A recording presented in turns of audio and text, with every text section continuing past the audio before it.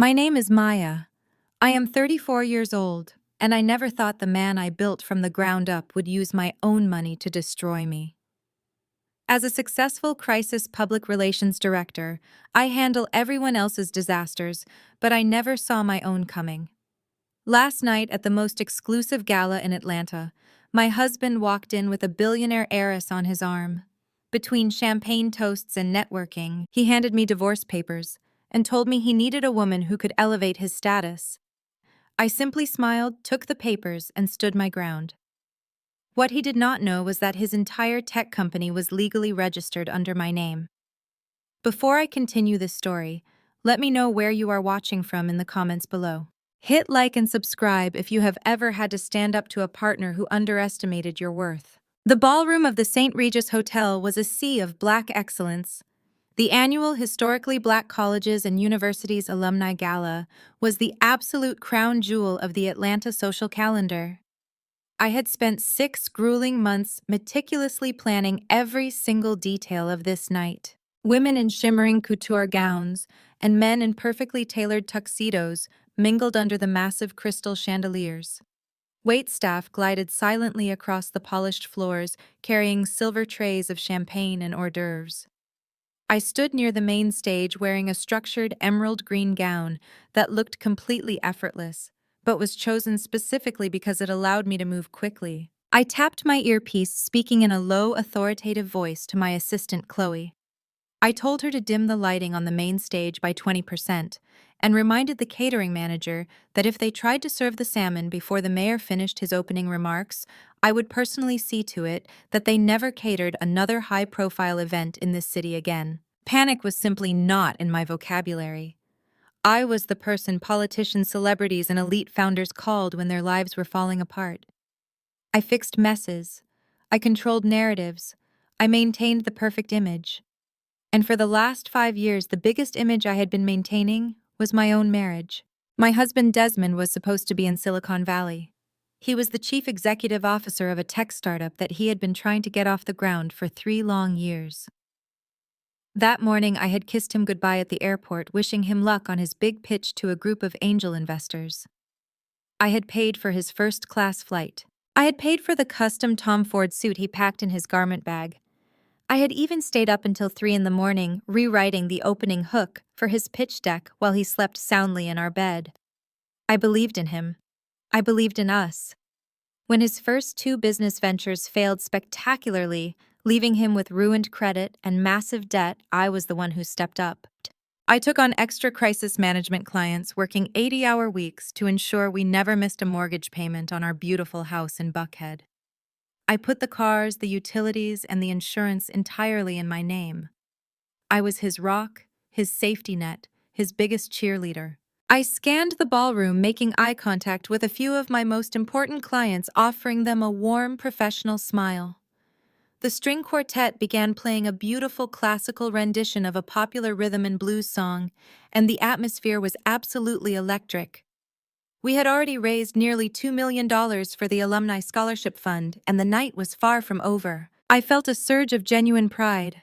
I was at the top of my game, surrounded by the most powerful people in Atlanta, doing exactly what I loved. Then my earpiece crackled with static.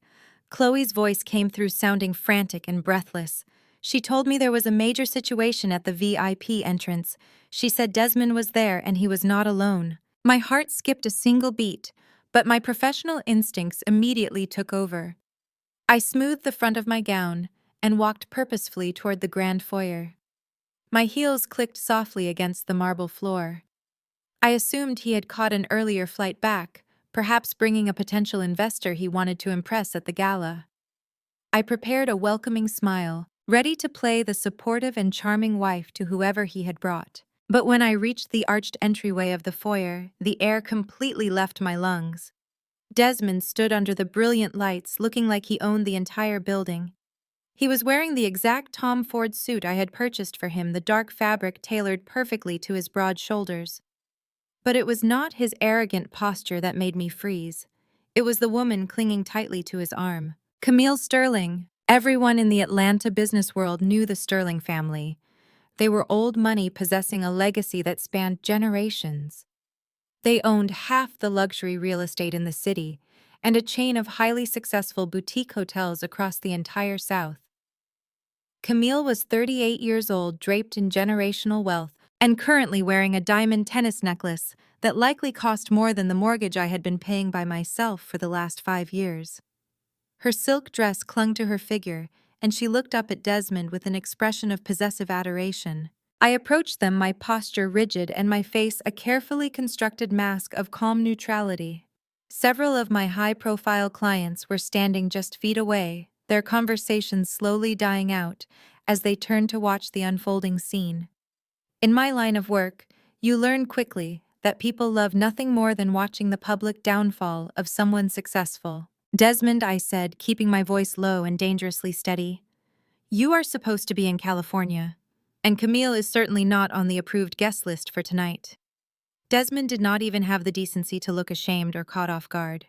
He adjusted his expensive cuffs, his gaze sweeping over me with a cold, dismissive glint that I had never seen before. He looked at me not as the woman who had carried him through his darkest days, but as an inconvenience standing in his way. California was a complete waste of time, Desmond announced, his voice loud enough to carry and echo off the marble pillars.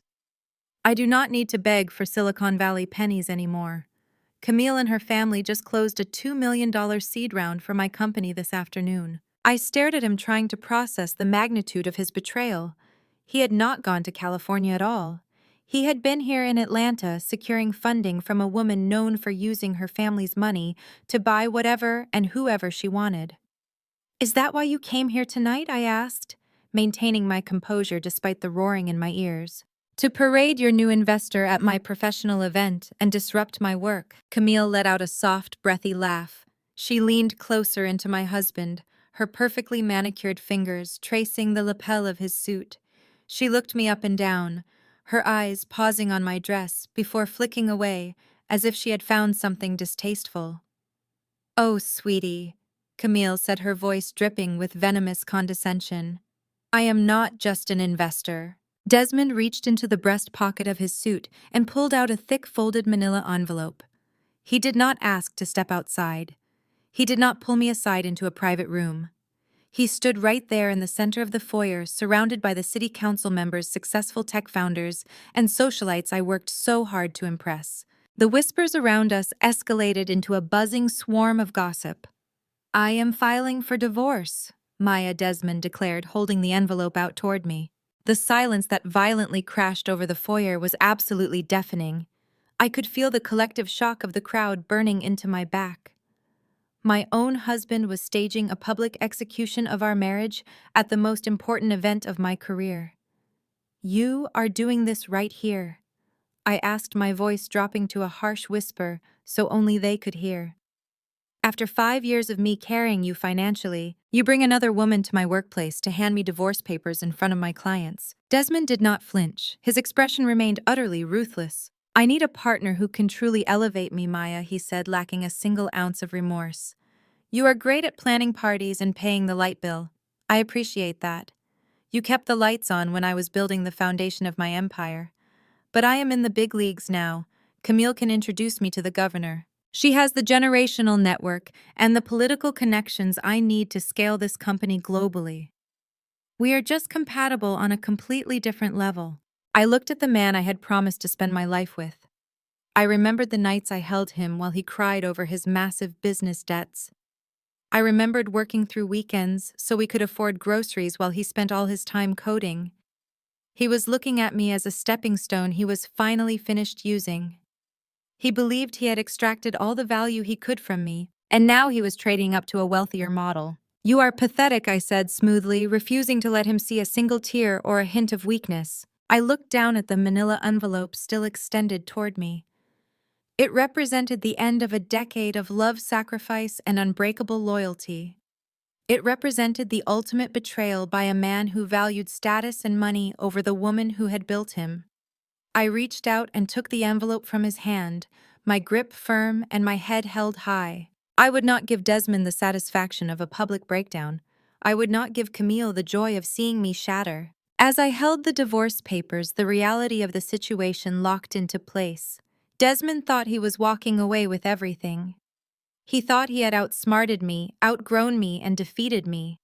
But as I stared into his arrogant eyes, a cold, calculating calm washed over my entire body. He had made his move, blinding me with this public humiliation. But the game was far from over. Camille clicked her tongue against her teeth, a sharp sound of disapproval that echoed clearly in the sudden tense silence of the grand foyer. She stepped forward, positioning herself slightly in front of Desmond. It was a highly calculated move designed to establish her dominance in a room full of Atlanta's most influential figures.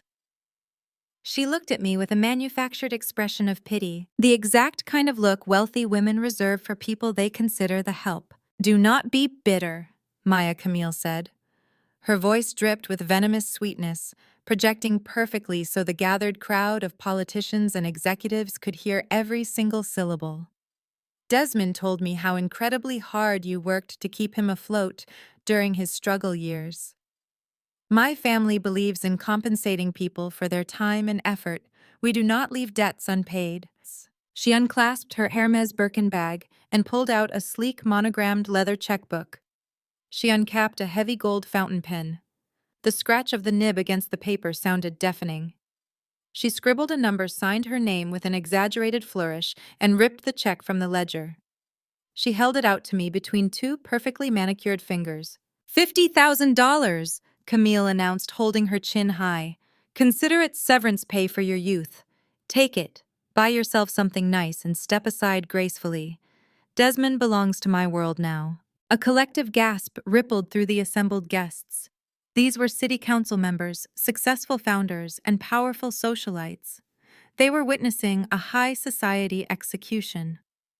My assistant Chloe took a sudden protective step forward.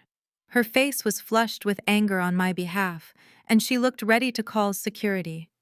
I immediately held up a single hand, my palm facing her, stopping her in her tracks. I did not need rescuing. I certainly did not need my staff fighting my battles in public. I looked at the piece of paper fluttering slightly in Camille's hand. $50,000. It was a deliberate, calculated insult. It was designed to completely strip me of my dignity. It was meant to reduce my 5 years of absolute loyalty, my grueling financial support, and my endless emotional labor to a cheap, dismissive transaction. Camille wanted me to scream. She wanted me to lunge at her. She wanted the angry, unhinged stereotype to play out right here in the lobby of the St. Regis, cementing her narrative that Desmond was trading up to a more refined partner. I refused to give her the satisfaction. I did not cry. I did not raise my voice. I reached out with a perfectly steady hand and took the check. Camille smirked, glancing triumphantly back at my husband. "See, I told you she was practical. Money always talks." "Oh, I am extremely practical," I replied. My voice was smooth and utterly devoid of any measurable emotion. With deliberate, agonizing slowness, I pinched the top edge of the check between my thumbs and index fingers. I maintained unbroken, chilling eye contact with Camille. In one sharp, crisp motion, I ripped the check straight down the middle. The sound of the tearing paper cut through the quiet lobby. Camille's victorious smirk instantly vanished. I stacked the two halves together and ripped them again. Then I stacked the 4 pieces and tore them one more time. I let the shredded pieces of Camille Sterling's money flutter from my hands, watching them drift down to the polished marble floor like cheap, worthless confetti. "I do not accept handouts from women who buy other people's husbands," I said, my tone ice cold. Camille's face turned a mottled shade of red. Her jaw tightened and her eyes flashed with pure, unadulterated fury. Desmond quickly stepped in front of her, his own face contorting with anger as he realized my spirit was not broken. "You always were too proud for your own good, Maya," Desmond sneered, his voice dropping into a hostile register.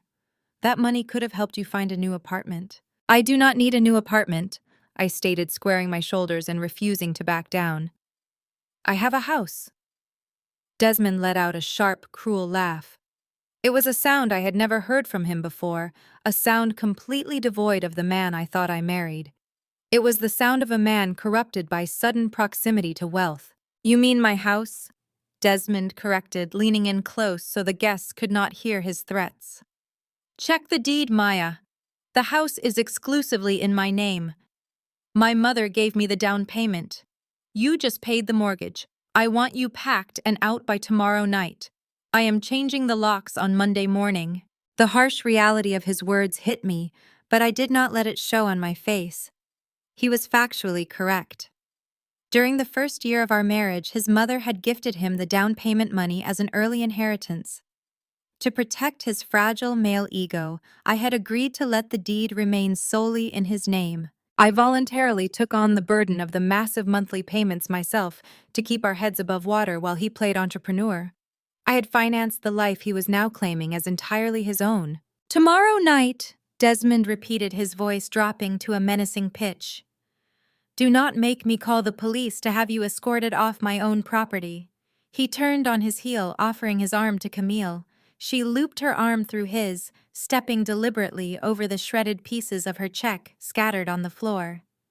"Enjoy the rest of your little party," Maya Camille called over her shoulder, her voice laced with mock sympathy. I stood completely still, watching as they walked out the heavy glass doors and climbed into a waiting black Maybach. As the luxury vehicle pulled away into the Atlanta night, the whispers around me erupted into a chaotic symphony of gossip and wild speculation. Maya Chloe asked, gently touching my elbow again. "Do you need a minute? I can take over the floor. You should go home." I took a deep, stabilizing breath. The initial shock had entirely evaporated. The tears that had threatened to fall were gone, replaced by a hyper-focused, methodical clarity. I am a professional crisis manager. I handle disasters for a living, and I was not about to let my own personal crisis derail a multi-million-dollar charity event. "No," I said, adjusting my posture and smoothing my gown. "The mayor goes on stage in exactly 5 minutes. Ensure the teleprompter is loaded and the microphone checks are complete. We have a gala to finish." I worked the remainder of the event flawlessly. I smiled warmly at my clients. I managed the complex timeline without a single delay. I successfully coordinated the raising of $3 million for the Alumni Scholarship Fund. I did not let a single crack show in my armor. I commanded the room with absolute authority, ensuring that anyone who had witnessed Desmond's stunt walked away talking about my grace under pressure instead of my humiliation. It was not until 1 in the morning, sitting in the driver's seat of my car in the empty hotel parking garage, that I finally let the silence take over. The adrenaline faded, leaving a heavy exhaustion in its wake. I rested my forehead against the cool leather of the steering wheel. 5 years. I had given him 5 years of my life, my pristine credit score, my youth, and my absolute loyalty. He had discarded me the second a wealthier woman looked his way. He was going to take the house. He was going to take the company that I had helped him build. The company. I sat up straight. A sudden jolt of electricity shot up my spine, chasing away the exhaustion of the long night. I reached into the passenger seat, grabbed my leather work bag, and pulled out my laptop. The bright glow of the screen illuminated the dark interior of my car. My fingers flew across the keyboard as I logged into the Georgia Secretary of State business portal. Desmond was a brilliant software coder, but he was an absolutely terrible businessman. When he started developing his core algorithm 3 years ago, his credit had been ruined from unpaid college debts and 2 previously failed ventures. He possessed countless red flags on his financial record. He could not get a business bank account. He could not secure a standard commercial lease. He could not even register the limited liability company without a massive security deposit that he simply did not have. I had handled all the paperwork. I had paid the state filing fees out of my own pocket. I had meticulously set up the entire corporate structure to shield us from his aggressive creditors. I navigated the state portal and pulled up the formation documents for Apex Tech Solutions. This was the exact company Camille Sterling had just poured $2 million into. I bypassed the standard articles of organization. I scrolled past the general operating agreement. I went straight to the intellectual property assignment clause. My eyes scanned the dense legal jargon, tracing the specific lines I had typed up 3 years ago. I read the text aloud in the quiet of my car. Owner of intellectual property, Maya Vance. Managing member, Maya Vance. Ownership stake, 100%. Desmond was not the chief executive officer. Legally speaking, Desmond was merely a contracted employee of my company. He had no equity. He had no ownership rights over the code. I stared at the glowing screen. A slow, dangerous smile spread across my face. Desmond thought he was taking everything from me. He thought he was walking away with a $2 million valuation and a billionaire heiress on his arm. He thought he had outsmarted the woman who had carried him through his darkest, most pathetic years. He did not realize he did not own a single line of the code he had just sold to her elite family. He had chosen money over love. Now, I was going to make sure he ended up with neither. The morning sun filtered through the tall arched windows of the Buckhead house, casting long shadows across the empty cardboard boxes I had purchased at dawn. I stood in the center of the master bedroom, carefully folding my designer suits and placing them into a sleek black suitcase. I felt a strange sense of detachment. Desmond had demanded I be out by tonight. He wanted to claim the space we had built together to erase my presence so he could move his new billionaire heiress into the home my paychecks had secured. I was complying with his eviction timeline, but not out of defeat. I was moving my physical belongings out because I knew the legal bomb I was preparing to drop would require a safe distance. My phone buzzed on the marble nightstand, breaking the heavy silence of the house. The caller identification displayed Keisha Desmond's younger sister. I stared at the glowing screen. Keisha and her husband Jamal were notorious social climbers in the Atlanta scene. Jamal worked as a mid-level manager at a corporate logistics firm, while Keisha spent her days curating a luxury lifestyle brand on social media that their actual income could barely support.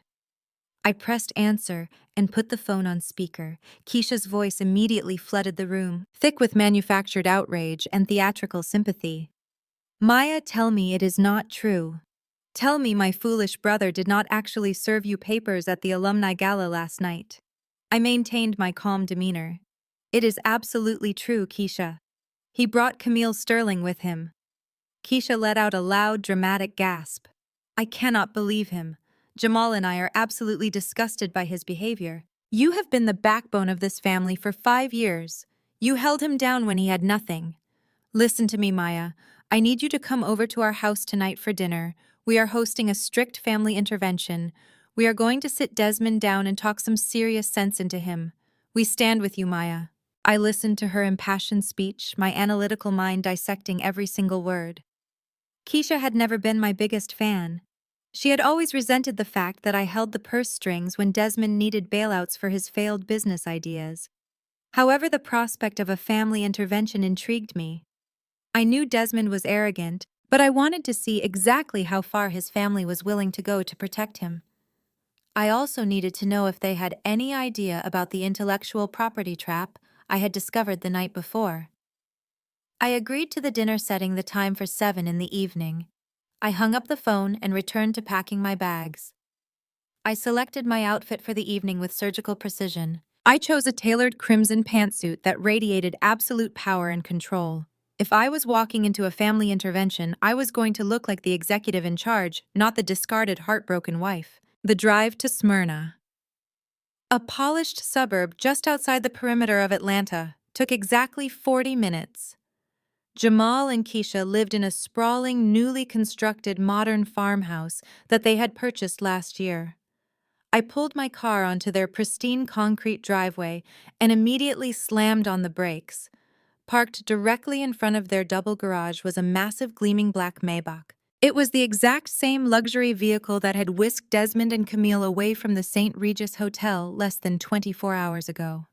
A cold wave of realization washed over me. Keisha had not invited me to a family intervention to defend my honor. She had lured me into a meticulously planned ambush. I turned off the engine and gripped the leather steering wheel. I could have put the car in reverse and driven back to my hotel suite. I could have avoided the toxic confrontation entirely, but walking away was not in my nature. I stepped out of my car, my crimson heels striking the pavement with deliberate force. I walked up to the heavy oak front door and rang the bell. Jamal opened the door almost instantly. He was wearing a fitted linen shirt and expensive loafers, holding a crystal glass of champagne. His smile was wide, but his eyes were darting nervously. Maya, you made it, Jamal said, his voice overly loud and falsely cheerful. Come on in. Everyone is in the formal dining room. We are just getting started. I stepped into the grand foyer. The air was heavy with the rich, savory scent of expensive catered food. This was not Keisha's usual homemade cooking. I could smell roasted lamb truffle potatoes and heavy garlic. Soft, sophisticated jazz music floated through the built-in ceiling speakers. I followed Jamal down the wide hallway, my footsteps echoing against the polished hardwood floors. As we approached the arched entrance to the formal dining room, the sound of light melodic laughter drifted toward me. It was a woman's laugh, brimming with absolute confidence and entitlement. I stepped into the doorway and surveyed the scene. The visual layout of the room was a masterclass in psychological warfare. The long, custom mahogany dining table was set with fine china and expensive silver cutlery, but it was the seating arrangement that sent a spike of pure adrenaline straight through my veins. Keisha and Jamal did not sit at the head of their own table. Desmond was seated on the right side, looking impossibly smug and relaxed with a glass of imported bourbon in his hand. Seated squarely at the head of the table, commanding the room like a newly crowned queen, was Camille Sterling. Camille was dressed in a pristine white silk blouse, her diamond tennis necklace catching the light from the modern chandelier above. She was casually holding a champagne flute, looking entirely at home in a house she had likely entered for the very first time today.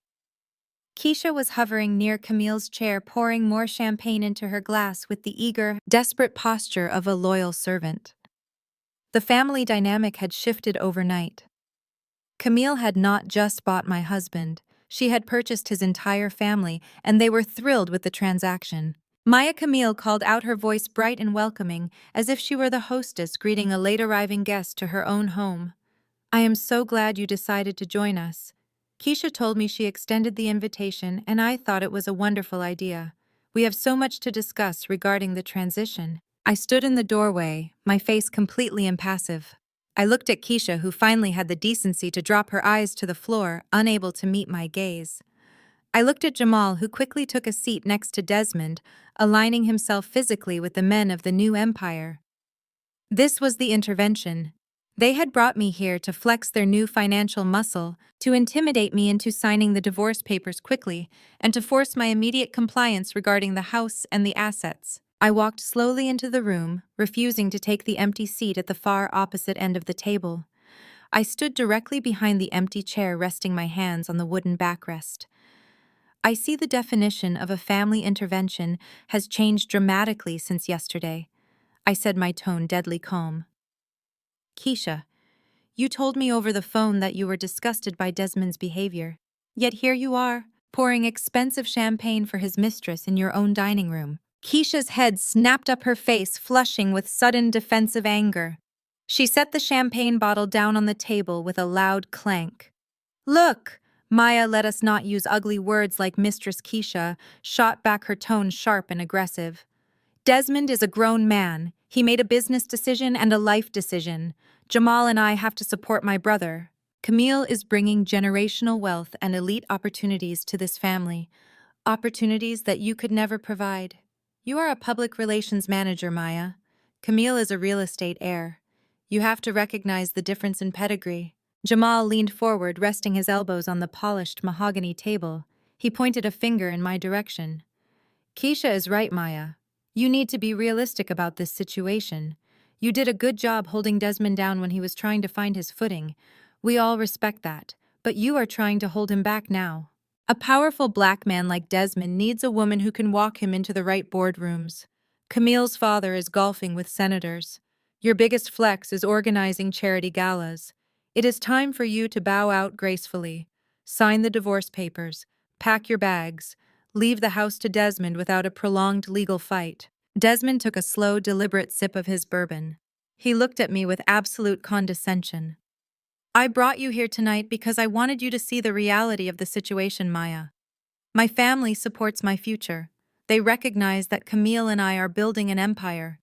You do not have the resources or the stamina to fight a prolonged legal battle against the Sterling family lawyers. Camille generously offered you $50,000 last night.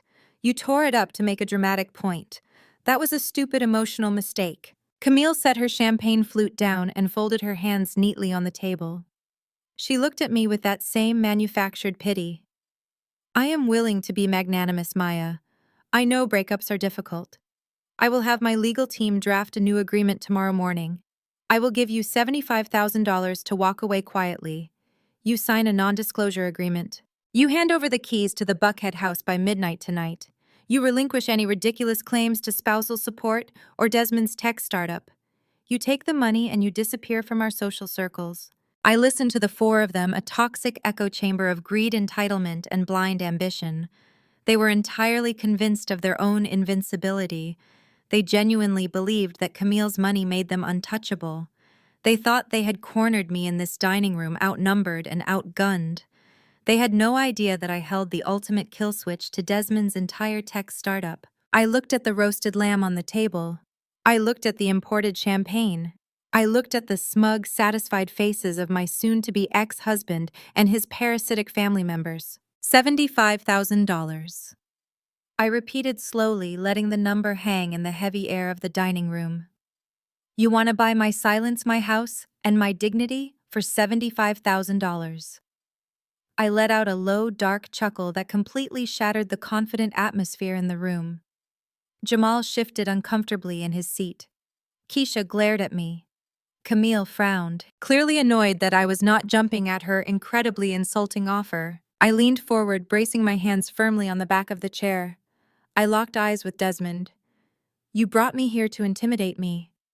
You brought me here to show off your new financial backer and your loyal, bought-off family. But you made a critical miscalculation, Desmond.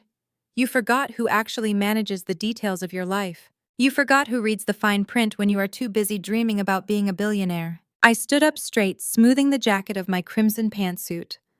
I am not signing your non-disclosure agreement, Camille. I am not accepting your miserable buyout money. And Desmond, you can send your lawyers after me with everything you have. But before you start spending Camille's money, I highly recommend you call the Georgia Secretary of State and ask them who actually owns the intellectual property you just sold to her family. I turned on my heel and walked out of the formal dining room, leaving them sitting in absolute stunned silence. The war had officially begun. Section 4. 1,500 words.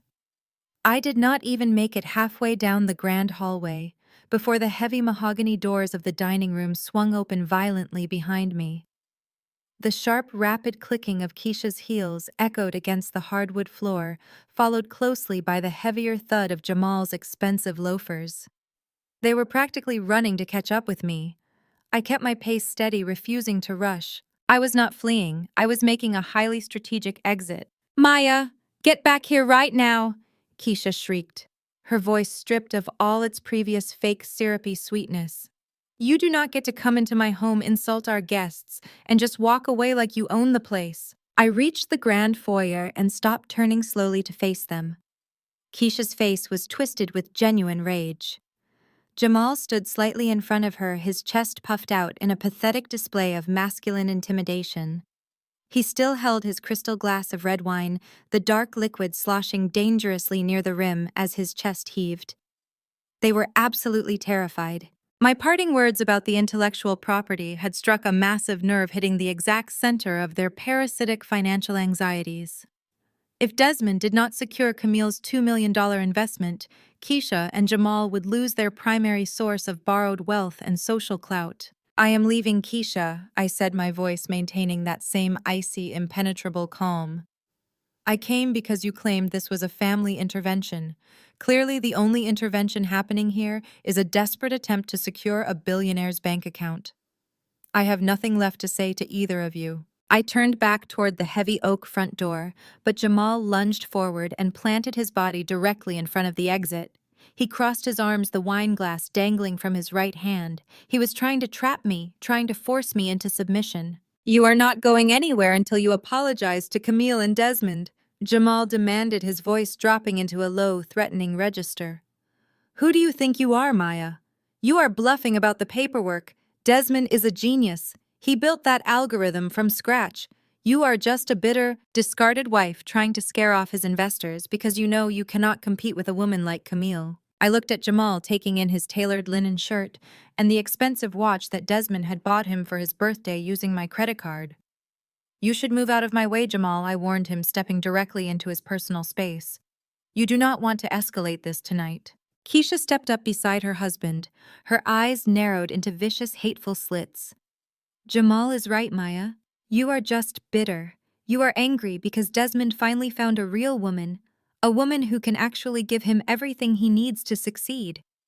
Keisha took a deep breath, preparing to launch the most vile personal attack she could muster. She wanted to break me. She wanted to see me crumble in her foyer to prove to Camille that she had defended the new family order. Let us be honest about why my brother really left you. Keisha spat, her voice dripping with cruel satisfaction. It is not just about the money or the social status. Desmond wants a family, Maya. He wants children to pass his legacy on to. He wants an heir for the empire he is building. And you cannot give him that. You are barren. You spent 5 years focused on your little public relations events, and you could not even give my brother a single child. You are empty, Maya. You are a cold, empty workaholic, and no man wants to build a dynasty with a woman who cannot even build a family. The words hung in the air, toxic and heavy. My breath hitched in my throat for a fraction of a second. She had aimed for the deepest, most agonizing wound she could find. During our 2nd year of marriage, I had suffered a devastating miscarriage. Desmond had barely been present, too busy attending a tech conference to even drive me to the hospital.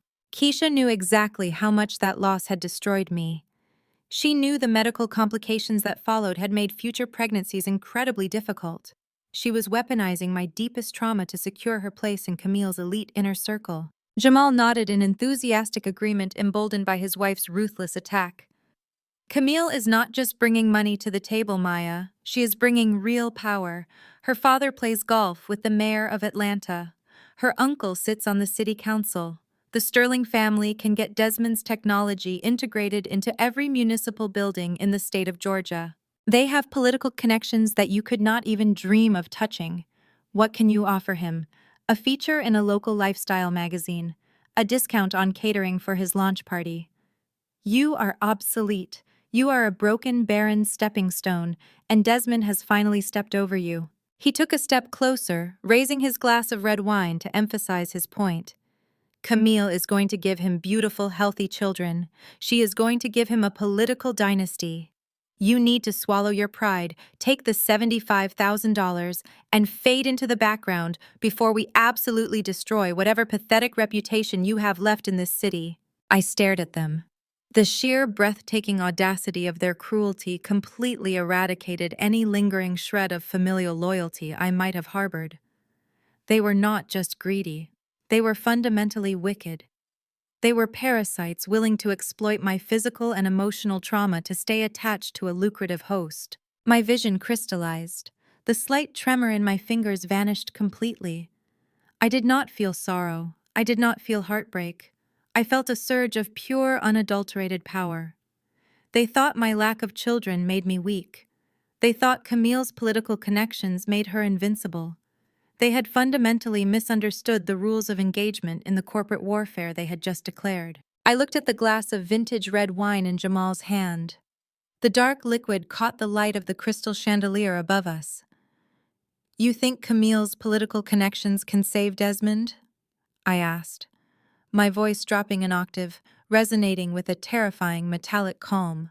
You think the mayor of Atlanta is going to associate his public office with a tech startup that is currently embroiled in a massive intellectual property theft lawsuit? Jamal scoffed, but his grip on the glass tightened. There is no lawsuit, Maya. You are bluffing. Oh, Jamal, I whispered, stepping dangerously close to him. I never bluff. In one fluid, lightning-fast motion, I reached out and snatched the crystal glass directly from Jamal's hand. He gasped, startled by the sudden movement, his hands flying up in a defensive gesture. Keisha shrieked, jumping backward as if she had been physically struck. Before Jamal could process what had happened, I flicked my wrist. The deep ruby red wine flew through the air in a perfect, violent arc. It splashed directly onto Jamal's pristine, expensive white linen shirt, instantly blooming into a massive dark stain that spread across his chest like a blooming rose of blood. The remnants of the liquid splattered across Keisha's designer dress and splashed violently onto her imported cream-colored Persian rug. Jamal let out a shout of pure shock, looking down at his ruined shirt in absolute horror. Keisha screamed a high-pitched wail of pure fury, staring at the dark red droplets ruining her carefully curated aesthetic. "Are you insane?" Keisha shrieked, her hands hovering helplessly over the stains on her dress. "You crazy witch! Do you know how much this rug cost?" I placed the empty crystal glass carefully onto the mirrored console table beside the front door. It set down with a sharp, definitive clink. "Bill it to Camille," I said, my voice slicing through their panic like a freshly sharpened blade. "Since she is apparently paying for everything else in your pathetic lives." I stepped right up to Keisha, forcing her to look me in the eyes, and the terror in her gaze was finally genuine. "You want to talk about my fertility, Keisha?" I asked, my voice a deadly quiet hiss. "You want to call me empty? Let me explain exactly what I am going to give birth to. I am going to give birth to the absolute destruction of your brother's entire career. I am going to nurture the most brutal, methodical legal campaign this city has ever seen. I am going to watch Desmond's startup burn to the ground, and I am going to make sure that the ashes bury both of you right alongside him." I turned to Jamal, who was still futilely dabbing at his ruined shirt with a cocktail napkin he had pulled from his pocket. "Tell Desmond he has exactly 24 hours to verify the business registry before I file the preliminary injunction to freeze every single corporate asset he claims to own," I commanded. "Tell Camille that her father's political connections cannot protect her from wire fraud. Because when she officially wires that $2 million seed round into a bank account for a company that does not own its own product, she becomes an accessory to federal financial crimes." I reached past Jamal, who scrambled out of my way as if I were made of fire, and grabbed the heavy brass handle of the front door. I pulled it open, letting the cool, humid Atlanta night air rush into the stifling, toxic atmosphere of their foyer. I paused on the threshold and looked back at them one last time.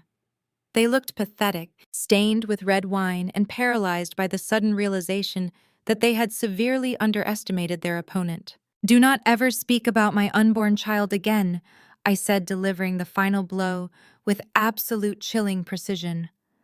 "Because unlike you, I do not need a child to secure my legacy. I am building my own empire, and it starts by taking back everything you tried to steal." I walked out of the house, pulling the heavy oak door shut behind me with a resounding, definitive slam that echoed through the quiet suburban neighborhood. I marched down the driveway, my crimson heels clicking rhythmically on the concrete. I bypassed the sleek black Maybach, completely, not even giving it a second glance. I got into my car, the vehicle I had paid off entirely by myself, and locked the doors. The adrenaline was pumping fiercely through my veins, but my mind remained incredibly clear. I started the engine and pulled out of their pristine neighborhood, accelerating into the dark night. I had just declared total war on my husband and his billionaire mistress. The battle lines were drawn. The first shots had been fired. I picked up my phone, connecting it to the car's Bluetooth system, and dialed the number of my attorney. It was time to initiate the legal strike. As I drove back toward the city limits, heading for the Buckhead house that Desmond had commanded me to vacate, a grim realization settled over me. Desmond had threatened to change the locks by Monday, but Desmond was a coward who liked to strike while his opponent was distracted. He would not wait until Monday. I pressed down on the accelerator, speeding down the highway. I needed to get home.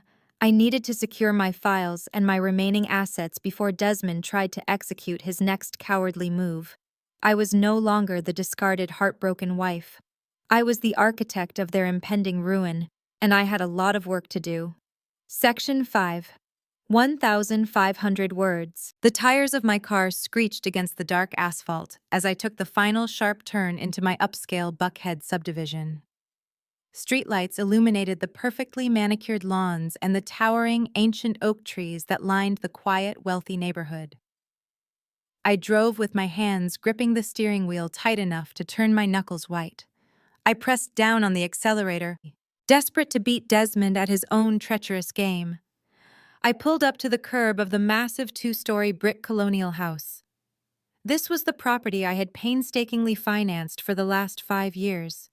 My headlights swept across the immaculate front yard and illuminated a scene that made my foot slam violently onto the brake pedal. There, piled haphazardly next to my pristine brick mailbox, were 10 heavy-duty black trash bags. They looked like massive, grotesque boulders dumped carelessly onto the perfectly trimmed grass. I shifted the car into park and stepped out into the humid, sticky Atlanta night air. My crimson heels clicked loudly against the pavement as I walked slowly toward the curb. I reached out and ripped a jagged hole in the side of the nearest plastic bag. The harsh fluorescent glow of a nearby street lamp revealed the tragic contents inside. My custom-tailored blazers, my expensive silk blouses, my designer shoes. They were all shoved inside like worthless garbage. In another bag nearby, I saw my framed university degree sticking out, the glass shattered straight down the middle. Desmond had not just packed my belongings to expedite my exit, he had deliberately desecrated them. I walked up the stone pathway leading to the heavy mahogany front door. I pulled my house key from my designer purse and slid it directly into the brass deadbolt. It did not turn. I jiggled the metal, applying more forceful pressure. The mechanism was completely frozen. He had hired an emergency locksmith immediately after leaving the gala. A small, red light blinked steadily from the new smart doorbell camera mounted securely beside the door frame. Desmond was likely watching me right now from his smartphone screen, safe inside the luxurious house my hard-earned money had paid for. He was waiting eagerly for me to break down. He wanted me to pound my fists against the heavy wood in a fit of rage. He wanted me to scream into the quiet night air so he could record my emotional breakdown and use the video in the divorce proceedings to paint me as an unstable, aggressive, and dangerous woman. I stared directly into the blinking red lens of the camera. I stood exceptionally tall, smoothing the jacket of my crimson pantsuit. I offered the camera lens a slow, terrifyingly calm smile. I did not raise my voice to shout his name. I did not shed a single pathetic tear. I simply turned around, walked back down the stone path with impeccable posture, and popped the trunk of my car. I systematically loaded the trash bags containing my most vital financial documents and my most expensive clothing into the trunk. I left the rest of the bags sitting on the curb for the morning trash collection. Material items were just stuff. I could easily buy new clothes. I could not buy a new tactical advantage. I slammed the trunk shut, got back into the driver's seat, and drove away into the darkness without looking back at the house a single time. I connected my phone to the digital dashboard of my car and instructed the voice assistant to call the Waldorf Astoria Hotel, located in the heart of Buckhead. A highly polite concierge answered the line immediately.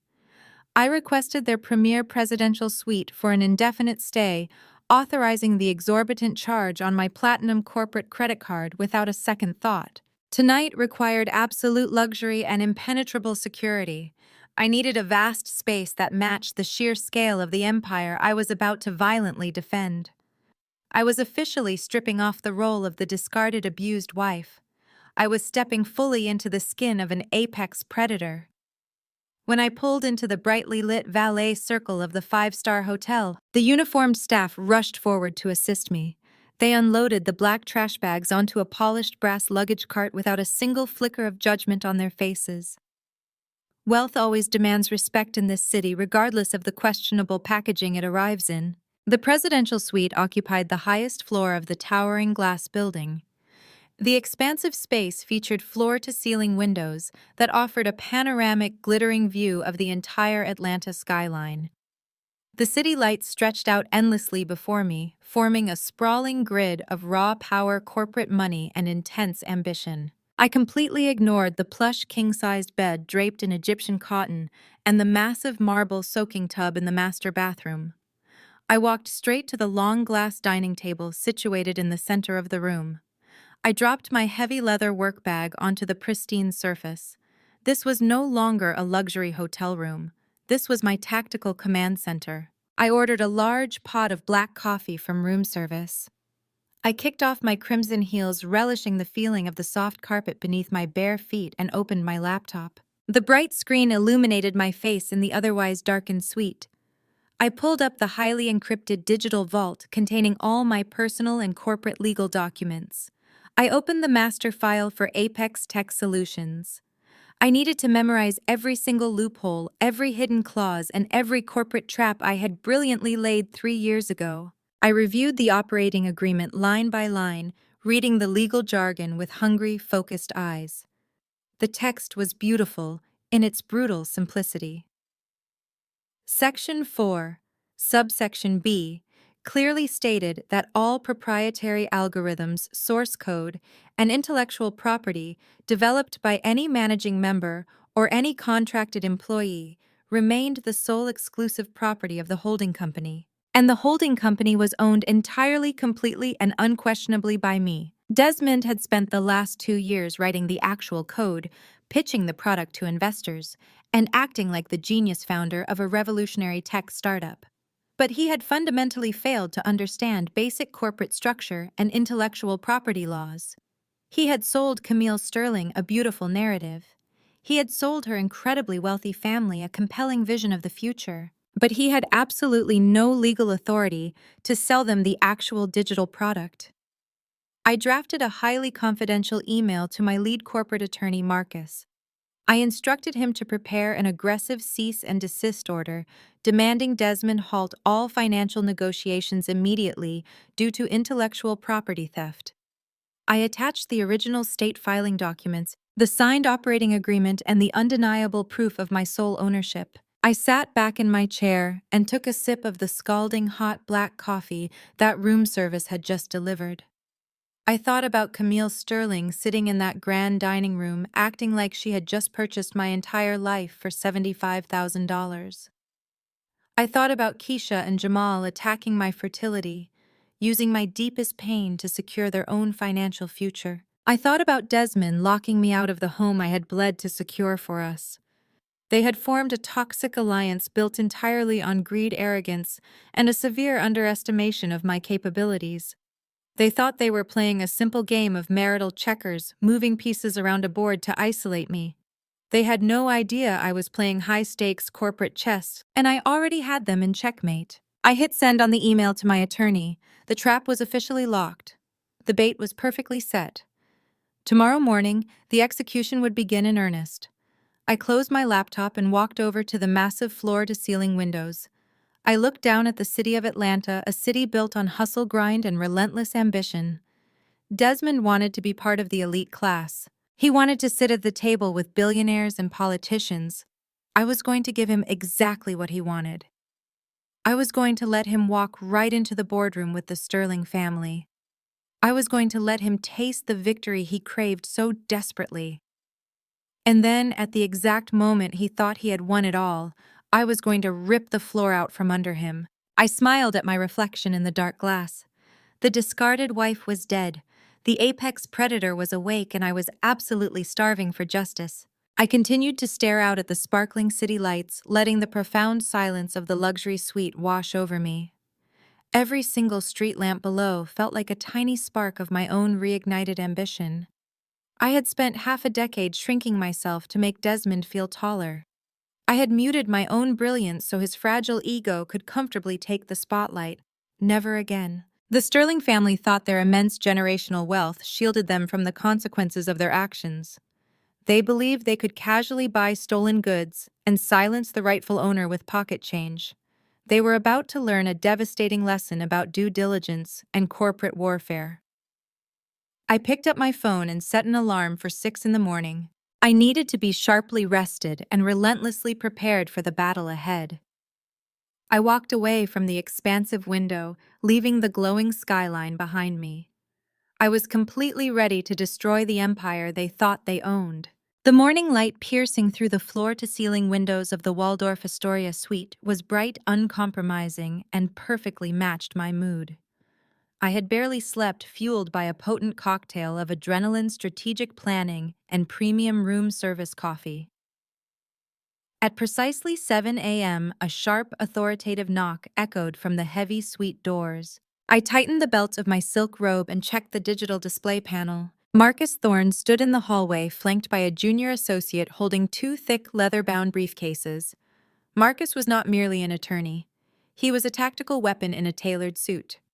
He had built his reputation destroying hostile takeovers and dismantling fraudulent corporate entities across the Southeast. When he entered a room, negotiations usually ended before they even began. I had retained his services 2 years ago to manage my own PR firm's rapid expansion, and now I was unleashing him on my impending divorce. Maya, Marcus said, stepping into the suite and immediately surveying the space. He bypassed the plush seating area and walked directly to the glass dining table I had commandeered as my war room. I read your email at 3 this morning. I already have my team pulling every public filing associated with Apex Tech Solutions and the Sterling family holdings. Let's get to work. Coffee? I asked, gesturing to the silver carafe I had just ordered. Black, please, he replied, sliding into a high-backed leather chair and opening his primary briefcase. His junior associate, a sharp-eyed woman named Elena, silently poured the coffee and began arranging documents across the table. I need you to verify everything, I said, taking the seat opposite him. I need to know unequivocally that the trap I set 3 years ago is as airtight as I remember it being. Marcus pulled a pair of reading glasses from his breast pocket and slid them onto his face. He picked up the printed copy of the operating agreement I had emailed him. He read in silence for several minutes, the only sound in the suite the soft rustle of expensive paper and the distant hum of Atlanta traffic far below. Let's break this down chronologically. Marcus began looking over the rim of his glasses. 3 years ago, Desmond initiated the development of the core algorithm that currently powers Apex Tech Solutions. At that specific time, his personal credit score was practically non-existent due to 2 prior business bankruptcies and defaulted student loans. Is that correct? Correct, I confirmed. He couldn't secure a standard commercial lease. He couldn't open a corporate bank account. The state required a significant surety bond for him to even register the LLC because of his flagged financial history. He was paralyzed. So you stepped in? Marcus continued, tracing a line on the document with his pen. You provided the capital. You paid the state filing fees. You leveraged your pristine credit to secure the initial server space and the necessary software licenses. In exchange to protect your personal assets from his creditors, you established the LLC entirely in your name. Yes, I said, leaning forward. But it wasn't just the LLC registration. I insisted on a very specific intellectual property assignment clause in the founding documents. Marcus flipped to the 3rd page of the operating agreement and smiled. It was a terrifying, predatory smile that confirmed I was paying him exactly what he was worth. Section 4, subsection B, Marcus read aloud, his voice vibrating with appreciation for the legal mechanics. It explicitly states that any and all proprietary algorithms, source code, trade secrets, and intellectual property developed by any managing member, employee, or contracted agent of the LLC shall immediately and irrevocably become the sole exclusive property of the holding company. And the holding company is owned 100% by me. I finished the sentence. Exactly, Marcus said, setting the paper down and taking a sip of his coffee. From a strict legal standpoint, Desmond is not the founder of Apex Tech Solutions. He is not the CEO. He is an uncompensated, contracted developer who has spent the last 36 months building a highly valuable digital asset that he surrendered all rights to the moment he began coding under the umbrella of your LLC. Elena, the junior associate, looked up from her laptop. It's a textbook execution of a clean IP sweep, she noted. He essentially signed away his life's work because he was too arrogant or too desperate to read the fine print you drafted. He didn't read it because he assumed I didn't understand it. I said, the bitter memory of his condescension fueling my resolve. He always treated my PR firm like a cute little side hustle, even though my side hustle was paying the mortgage on the house he just kicked me out of. Speaking of the house, Marcus interjected, pulling another file from his briefcase. I pulled the deed history this morning. The property in Buckhead is in fact titled solely in his name. The down payment was traced back to a wire transfer from his mother's account, legally classified as an early inheritance. I know, I said, waving my hand dismissively. I paid the mortgage for 5 years, but I don't care about the house. He can keep the bricks and the drywall. I want the company. You already have the company, Maya, Marcus clarified, leaning in close. The issue now is the fraudulent transaction he initiated yesterday. Desmond accepted a $2 million seed investment from the Sterling family. He sold them something he didn't own. I stated the reality of his massive blunder settling firmly in the room. Precisely, Marcus said, his eyes gleaming with tactical anticipation. Desmond presented himself to Camille Sterling and her family's venture capital board as the sole owner and CEO of Apex Tech Solutions. He negotiated the term sheet under false pretenses. When Camille wire transfers that $2 million into the corporate account, an account you technically control, she is purchasing a stake in a fraudulent entity. Wire fraud, Elena murmured, typing rapidly on her keyboard. Major wire fraud, Marcus corrected. If the Sterlings execute that transfer across state lines or through federal banking systems, Desmond isn't just looking at a messy divorce. He is looking at federal criminal charges for defrauding a major investment firm. He has exposed himself to catastrophic legal liability. I sat back in my chair, absorbing the magnitude of the weapon I possessed. Desmond had tried to humiliate me. He had tried to discard me to elevate his own status. Instead, he had walked blindly into a federal trap, dragging his billionaire mistress right in with him. What is our immediate move? I asked, my mind already calculating the next 10 steps. Marcus pulled a freshly printed document from his briefcase and slid it across the glass table. It was a formal cease and desist order printed on the heavy, intimidating letterhead of his law firm. We strike first and we strike hard, Marcus explained. We issue this immediately to Desmond and to the Sterling family's primary legal counsel. We demand an immediate halt to all financial transactions, equity transfers, and public announcements regarding Apex Tech Solutions. We formally notify them that the intellectual property Desmond is attempting to leverage is currently the subject of an active ownership dispute. Will that stop the funding? I asked, examining the aggressive legal language. It will freeze them in their tracks, Marcus assured me. The Sterlings are old money. They are conservative. They do not invest in companies embroiled in active IP litigation.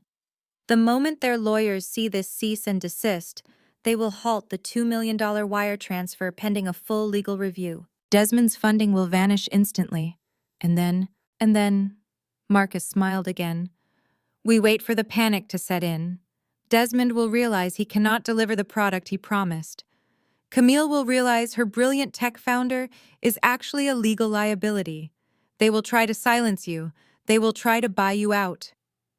Camille already tried, I noted, remembering the shredded $50,000 check. She offered me $75,000 last night to sign an NDA and walk away. Marcus laughed, a short, sharp sound of genuine amusement. $75,000 for a company valued at over $10 million based on their own seed round projections. That is insulting. When they realize the true leverage you hold, they will return with a significantly larger number. But we are not going to accept a quick payout. What is the ultimate goal? Elena asked, looking between Marcus and me. Total capitulation. I answered, my voice steady and resolute. I want Desmond to acknowledge in writing that I own the company. I want him stripped of all executive titles.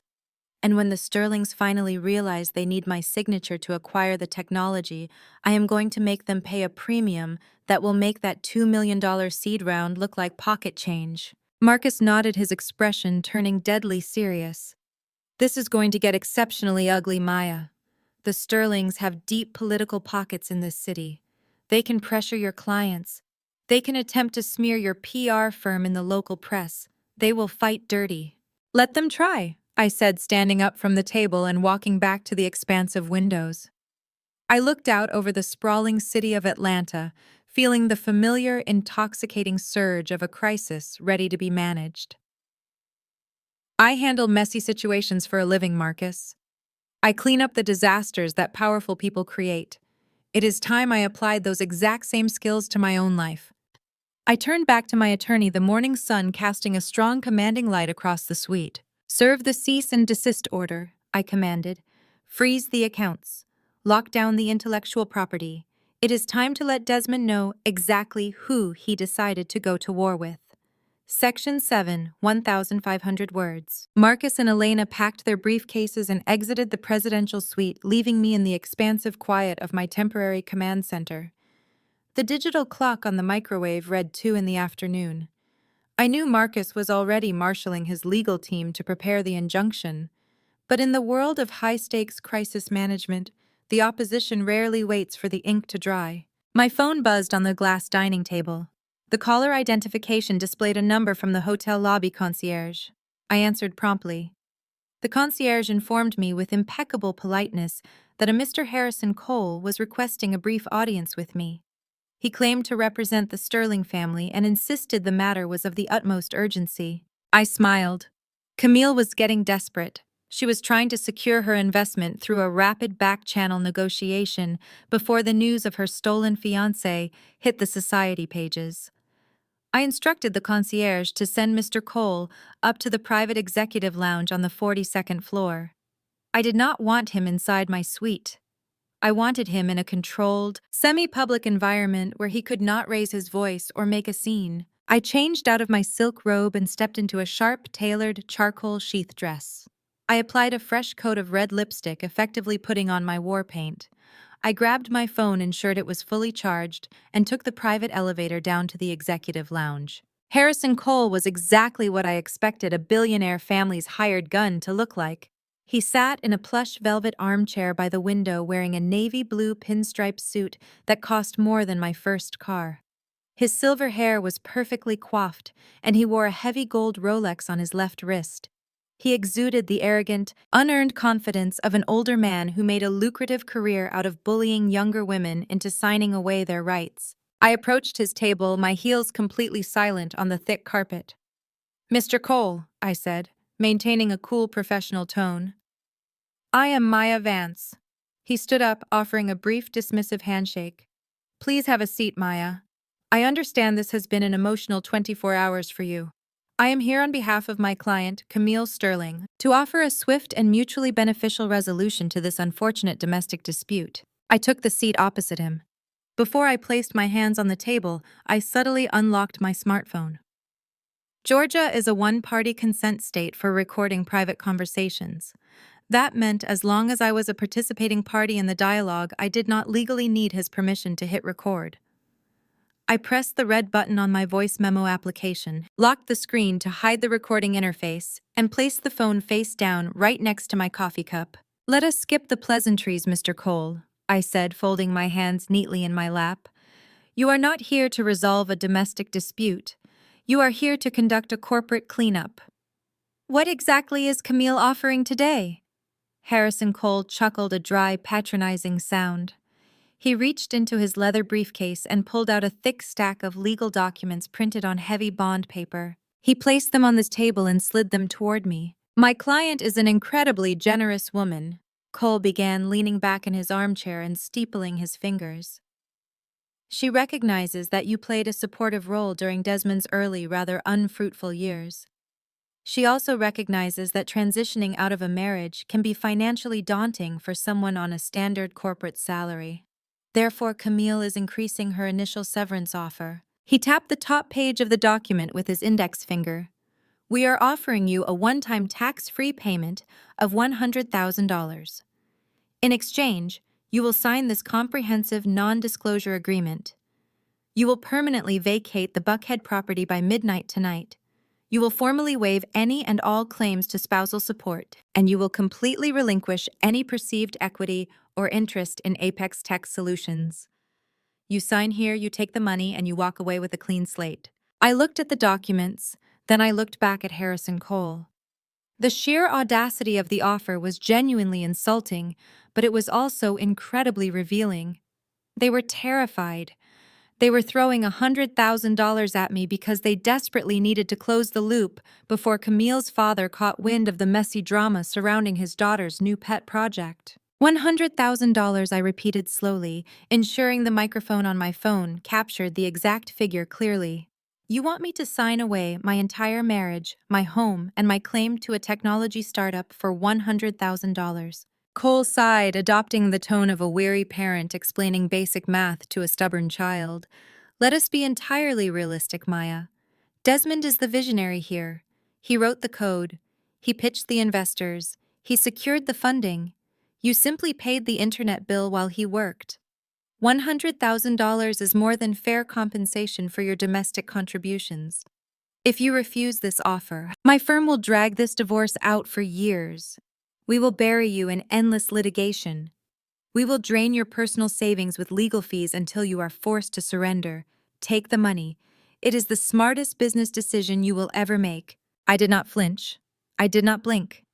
I stared directly into Harrison Cole's eyes, dissecting his hollow threats with the clinical precision of a seasoned crisis manager. He was relying on the classic intimidation tactics used against emotional, uninformed spouses. He had absolutely no idea he was sitting across from a woman who orchestrated media campaigns for disgraced politicians. "Mr. Cole," I said, keeping my voice incredibly soft, forcing him to lean in slightly to hear me. "Do you specialize in family law? Or do you handle the Sterling family's corporate acquisitions?" He frowned, clearly thrown off by the pivot in the conversation. "I am senior counsel for Sterling Enterprises. I handle all major corporate shielding and acquisitions. Why does that matter?" "Because if you handle their corporate acquisitions," I replied, picking up my coffee cup, "then you should be intimately familiar with the concept of due diligence." I took a slow sip of my coffee, savoring the bitter taste, and the immense tension radiating from the man across from me. "Tell me, Harrison?" I continued, deliberately dropping his formal title. "When Camille decided to wire $2 million of her family's generational wealth into Desmond's startup, did you personally review the operating agreement for Apex Tech Solutions? Did you run a standard audit on the intellectual property assignment?" Cole's posture stiffened.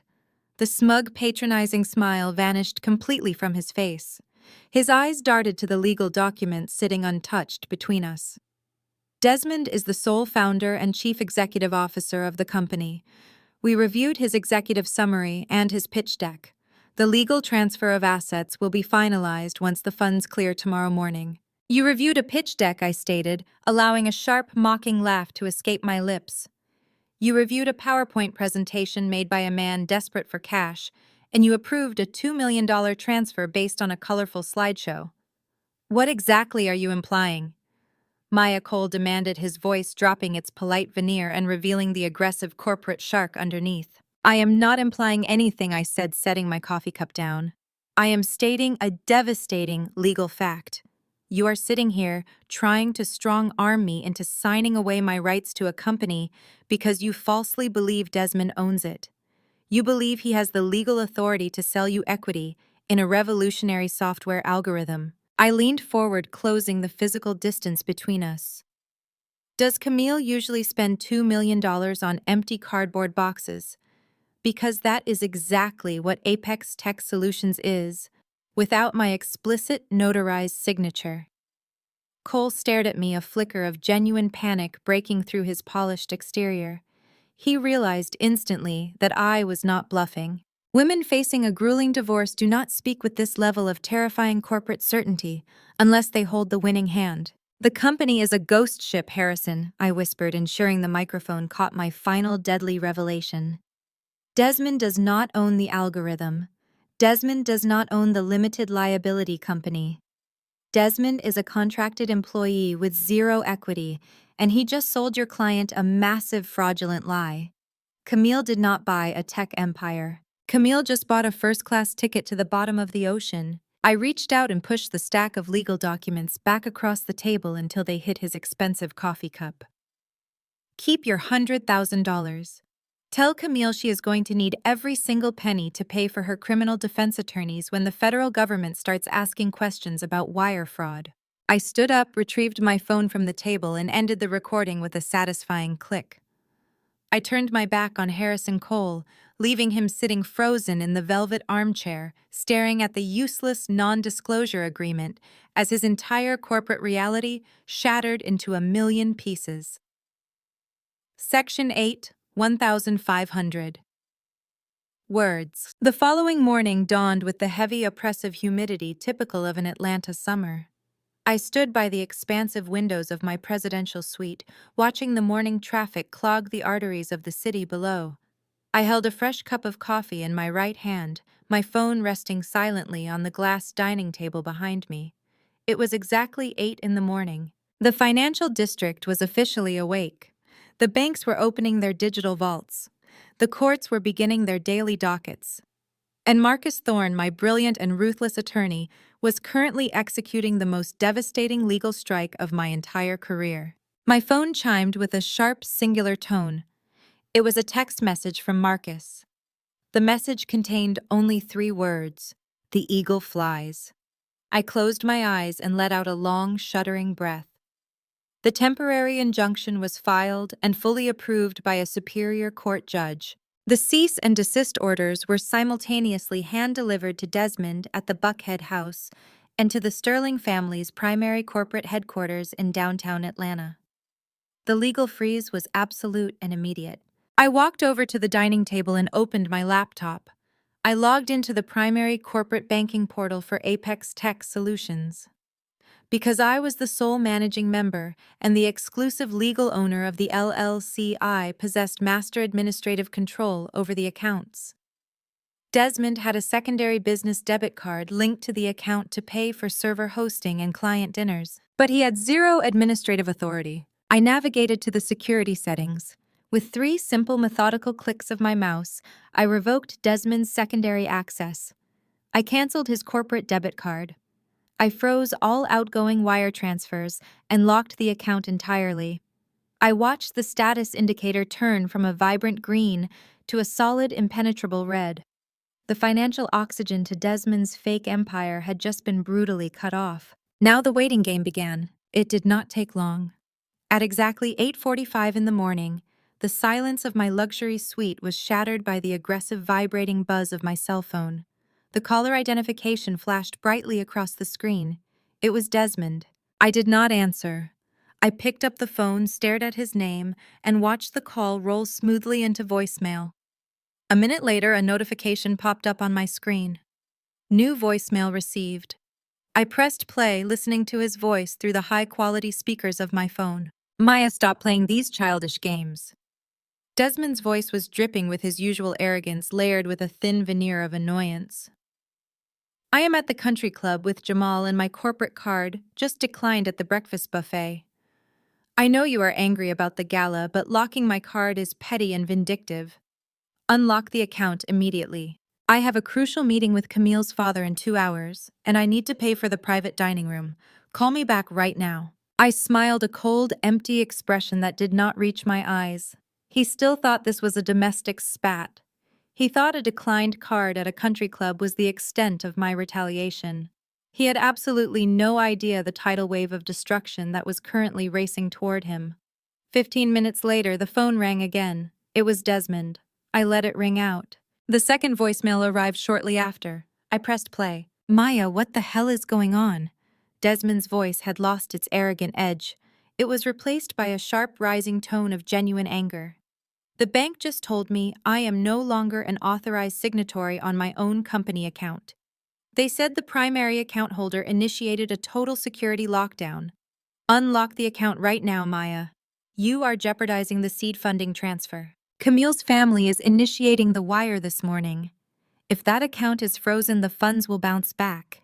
You are messing with millions of dollars. Fix this immediately, or I am calling the police." I took a slow sip of my coffee. Calling the police was a hilarious threat. The police do not arrest the legal owner of a company for locking her own bank account. They arrest the man attempting to accept millions of dollars for stolen intellectual property. The phone remained silent for another 45 minutes. I knew exactly what was happening during that window of time. Desmond was likely scrambling. He was probably calling the bank, screaming at customer service representatives who legally could not give him any information. He was probably sitting in the country club, sweating through his expensive golf shirt, waiting for Camille to call and confirm the massive wire transfer. At 9:50 in the morning, the phone rang for the 3rd time. The vibration against the glass table sounded angry and frantic. I watched the screen light up with Desmond's name. I let it go to voicemail. I pressed play on the 3rd message. "Marcus Thorne." Desmond shouted into the receiver, his voice cracking with pure, unadulterated panic. "You hired Marcus Thorne to serve me with an injunction. Are you out of your mind, Maya? Do you have any idea what you just did? You just served a cease and desist order to Camille's father. Her entire legal team is calling me. They are demanding to see the original operating agreement. They are asking why a man named Marcus Thorne is claiming that you own the rights to my algorithm. Call your attack dogs off right now. You cannot afford Marcus Thorne. You are bluffing. You have to be bluffing. Maya, pick up the phone. Pick up the damn phone. The message ended abruptly. The panic was intoxicating. The illusion of his genius founder persona was completely crumbling under the crushing weight of legal reality. Harrison Cole had clearly reported back to Camille's family after our disastrous meeting in the lounge. The Sterling family lawyers had read my cease and desist order and immediately halted the $2 million wire transfer. They were demanding answers from the man who promised them the future of technology, and Desmond had absolutely no answers to give them. The phone began ringing incessantly. Desmond called back-to-back 5 times in a row. I silenced the ringer and watched the screen light up in the quiet suite. He was drowning.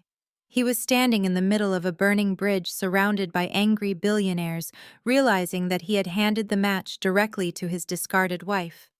The final voicemail arrived at 10:30 in the morning. I pressed play, turning the volume up. Maya, please. Desmond's voice was barely a whisper. It was completely stripped of his pride, his ego, and his arrogance. He was gasping for air, sounding like a man cornered in a dark alley. Please pick up the phone. Camille is screaming at me. Her father's lawyers are threatening to sue me for misrepresentation. The bank will not let me access a single dollar. You cannot do this to me. I built this code. I spent years writing this algorithm. You know I did. We can fix this. Please, Maya, do not destroy my life. Just talk to me. Tell me what you want, please. The message beeped and ended. I sat in the utter silence of the presidential suite. He was begging. The man who had humiliated me in front of the entire city of Atlanta, the man who had ordered me out of my own home, the man who had flaunted his wealthy mistress in my face, was now begging me for mercy on a recorded voicemail. I picked up my phone. I opened a new text message addressed directly to Desmond. I did not type out a long emotional paragraph. I did not explain my pain or demand an apology. I did not negotiate terms or ask for the house back. I did not need the house anymore. I had the keys to the entire kingdom. I typed out a single terrifying message that would haunt him for the rest of his miserable life. I typed, "You told me you wanted a woman who could truly elevate you. Congratulations, Desmond. I just elevated you to federal wire fraud. Checkmate." I hit send. I placed the phone face down on the glass table and walked away. The trap was completely sprung, the doors were locked, and the execution was officially underway. Section 9, 1,500 words. The rest of the morning passed in a state of absolute unbothered tranquility. I ordered a second pot of coffee and a plate of fresh fruit sitting by the expansive window as the Atlanta traffic crawled beneath me. My phone remained completely silent. Desmond had clearly stopped calling. He had undoubtedly taken my terrifying text message straight to the Sterling family legal team. I could only imagine the sheer, unadulterated chaos erupting in their pristine downtown corporate offices. Junior partners were likely sprinting down hallways carrying stacks of printed statutes regarding federal wire fraud. Camille was probably screaming at her financial advisors. Desmond was finally experiencing the terrifying reality of standing in a room full of billionaires who suddenly viewed him as a massive legal liability instead of a tech visionary. I stepped into the master bathroom and turned on the rainfall shower. I washed away the lingering exhaustion of the previous night, letting the hot water soothe the tension in my shoulders. I dressed in a sharp, tailored navy blue pencil skirt and a crisp white silk blouse. I secured my hair into a flawless, severe bun at the nape of my neck. I was no longer preparing for a defensive battle. I was preparing to govern an empire. I walked back into the main living area of the suite and opened my laptop to check my professional email. My public relations firm, Vance Communications, was currently managing the launch of 3 major corporate campaigns. I needed to ensure my staff was operating smoothly in my physical absence. At precisely 11:15 in the morning, the tranquil atmosphere of my luxury suite was violently shattered. My phone did not buzz with a text message. It rang with the sharp, aggressive ringtone assigned exclusively to my top-tier clients. The caller identification displayed the name Julian Hayes. Julian was a renowned celebrity chef who owned Aura, the most exclusive, heavily booked fine dining restaurant in Buckhead. I had spent the last 2 years meticulously crafting his public image, transforming him from a talented local cook into a nationally recognized culinary brand. I answered the phone with my standard polished professional greeting. "Good morning, Julian. How is the menu tasting for the upcoming charity gala progressing, Maya?" "What the hell is going on?" Julian demanded. His voice was frantic, completely lacking his usual smooth, confident cadence.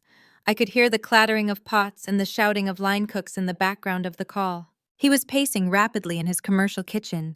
I sat up straight, instantly shifting into crisis management mode. "Calm down, Julian. Tell me exactly what has happened." "I just received a phone call from the primary leasing office of the Sterling Commercial Real Estate Group." Julian said, his breathing shallow and rapid.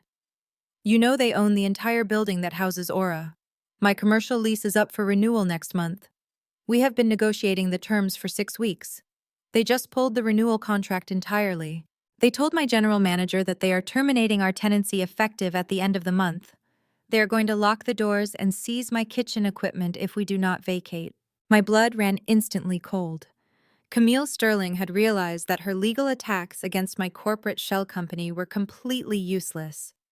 Marcus Thorne had successfully blocked her attorneys at every single turn. She could not touch the intellectual property. She could not touch the algorithm. So she was pivoting her strategy. She was leveraging the massive, unchecked power of her family's generational wealth to attack my livelihood. She was going after my public relations firm. "Did they give you a reason for the sudden termination?" I asked, my voice deadly calm. I already knew the answer, but I needed him to say it aloud. "Yes," Julian practically shouted into the receiver. "The leasing director told me that the Sterling family considers Vance Communications to be a hostile entity. He said that any business currently retaining your firm for public relations services will be considered an enemy of the Sterling corporate umbrella." "Maya, they told me that if I fire you today and issue a public statement denouncing your agency, they will immediately reinstate my lease with a 10% discount." The sheer breathtaking audacity of the extortion tactic left me momentarily speechless. Camille was weaponizing her family's massive commercial real estate monopoly to starve me out. She was threatening to destroy the businesses of innocent people just to force my surrender. "Julian, listen to me very carefully," I said, projecting absolute, unwavering authority. "Do not panic. Do not sign anything. Do not issue any public statements. The Sterling family is currently embroiled in a massive internal legal crisis, and they are lashing out illegally to cover their tracks. This is textbook corporate extortion. I have my legal team handling it as we speak. I will personally guarantee that your restaurant does not close. I cannot risk my entire livelihood on a promise, Maya." Julian replied, his voice cracking with genuine fear. "I have 50 employees who rely on me to feed their families. I have investors who will slaughter me if Aura loses its flagship location. I am giving you 48 hours to fix whatever personal war you have started with the Sterlings. If my lease is not reinstated by Friday morning, I have to terminate our contract. I am sorry." Julian ended the call abruptly. I slowly lowered the phone from my ear.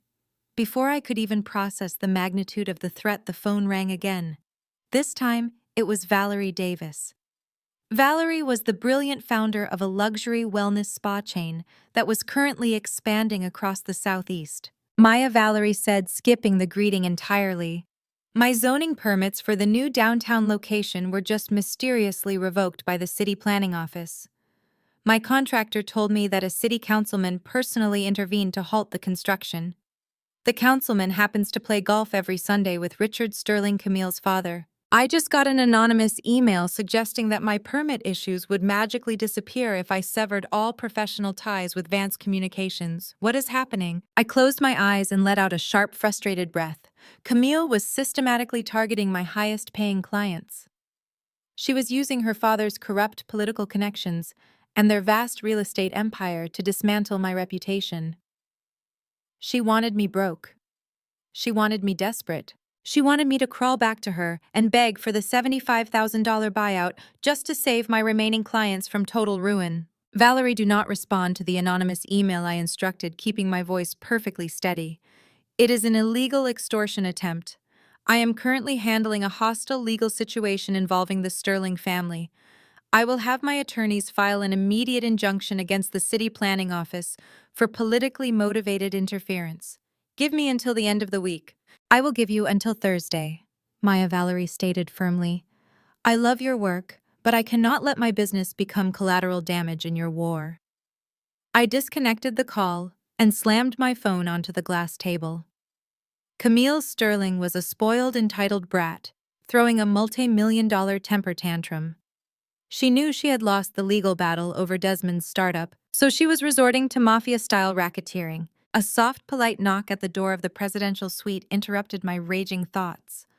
I walked over to the heavy double doors and checked the digital security monitor. A hotel bellhop was standing in the hallway holding a sleek black velvet box tied with an oversized silver silk ribbon. I opened the door. This was just delivered by a private courier service for you, Ms. Vance, the bellhop said, respectfully handing me the heavy velvet box. The courier insisted it required your immediate personal attention. I thanked the bellhop, tipped him generously from the cash in my wallet, and locked the door behind him. I carried the velvet box back to the dining table. It felt surprisingly heavy. I pulled the silver ribbon, letting it fall to the floor, and lifted the lid. Inside the box, nestled on a bed of black satin, was a thick, oversized envelope made of heavy, cream-colored cardstock. The edges of the envelope were gilded in real gold leaf. I pulled the envelope open and extracted the contents. It was an invitation. The calligraphy was elegant, swirling, and meticulously handwritten. Mr. Richard Sterling and Mrs. Eleanor Sterling cordially invite you to celebrate the formal engagement of their daughter Camille Marie Sterling to Mr. Desmond Hayes. The celebration will take place this Saturday evening at 8 o'clock at the Sterling family estate in Tuxedo Park. Formal attire is strictly required. I stared at the heavy cardstock in absolute disbelief. An engagement party. Desmond and I were not even legally divorced. I had not signed a single piece of paper terminating our marriage. Yet Camille was throwing a massive, highly publicized engagement gala at her family's historic estate. It was a deliberate, grotesque display of power. She was signaling to the entire Atlanta elite that she had conquered my husband and acquired his company. Tucked beneath the grand invitation was a smaller, folded piece of personal stationery bearing Camille's monogram. I unfolded it. The handwriting was sharp, hurried, and aggressively pointed. Maya, the note read. I assume you have spoken with your clients this morning. Atlanta is a very small town, and my family owns most of the real estate your little public relations firm relies on to survive. You have proven to be exceptionally stubborn, but I am offering you one final opportunity to surrender gracefully.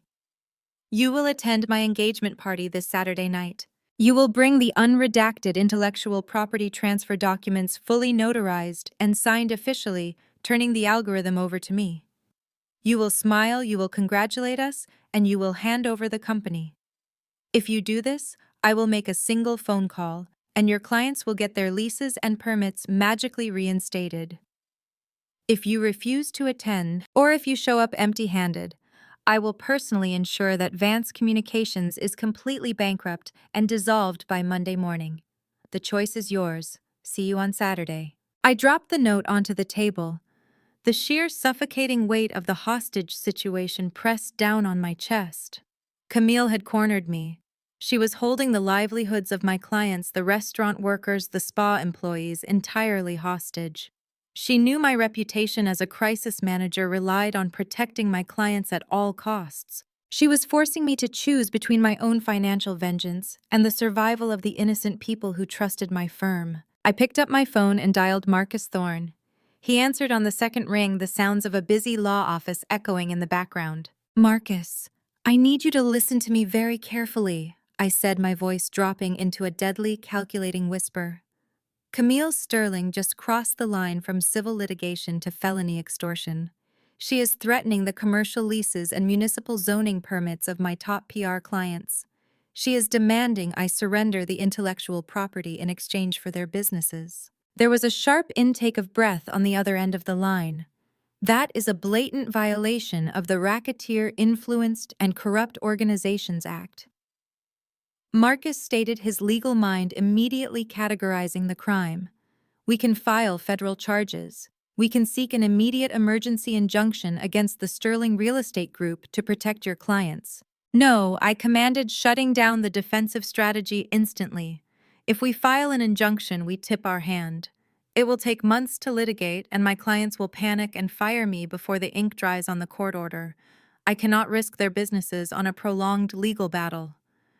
Then, what is your tactical directive? Marcus asked, his tone shifting to match my aggressive stance. I am going to attend her ridiculous engagement party this Saturday night, I announced, staring down at the gold-gilded invitation resting on the glass table.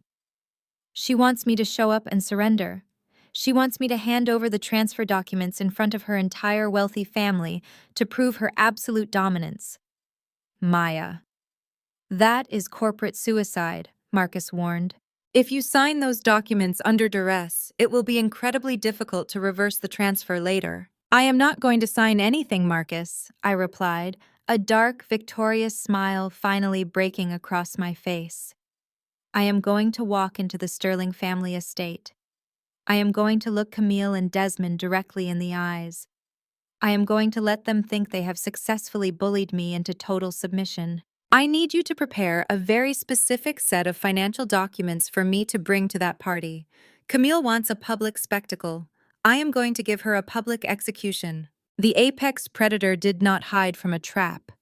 The apex predator walked directly into the center of the cage and slaughtered the hunter. I ended the call with my attorney. The battle was no longer just about a divorce or a stolen algorithm. This was absolute war, and I was going to burn their entire kingdom to the ground. I stared down at the velvet box. Saturday could not come fast enough. I was ready to destroy them all. The engagement party would be the perfect stage. Let them celebrate their stolen victory. I would bring the fireworks. Let them wear their diamonds. I would bring the match. The end of the week would be legendary. I walked away from the table, my mind racing with the brutal, flawless choreography of the impending destruction. Desmond and Camille had no idea what was coming. Checkmate was only the beginning. The silence of the room was comforting now.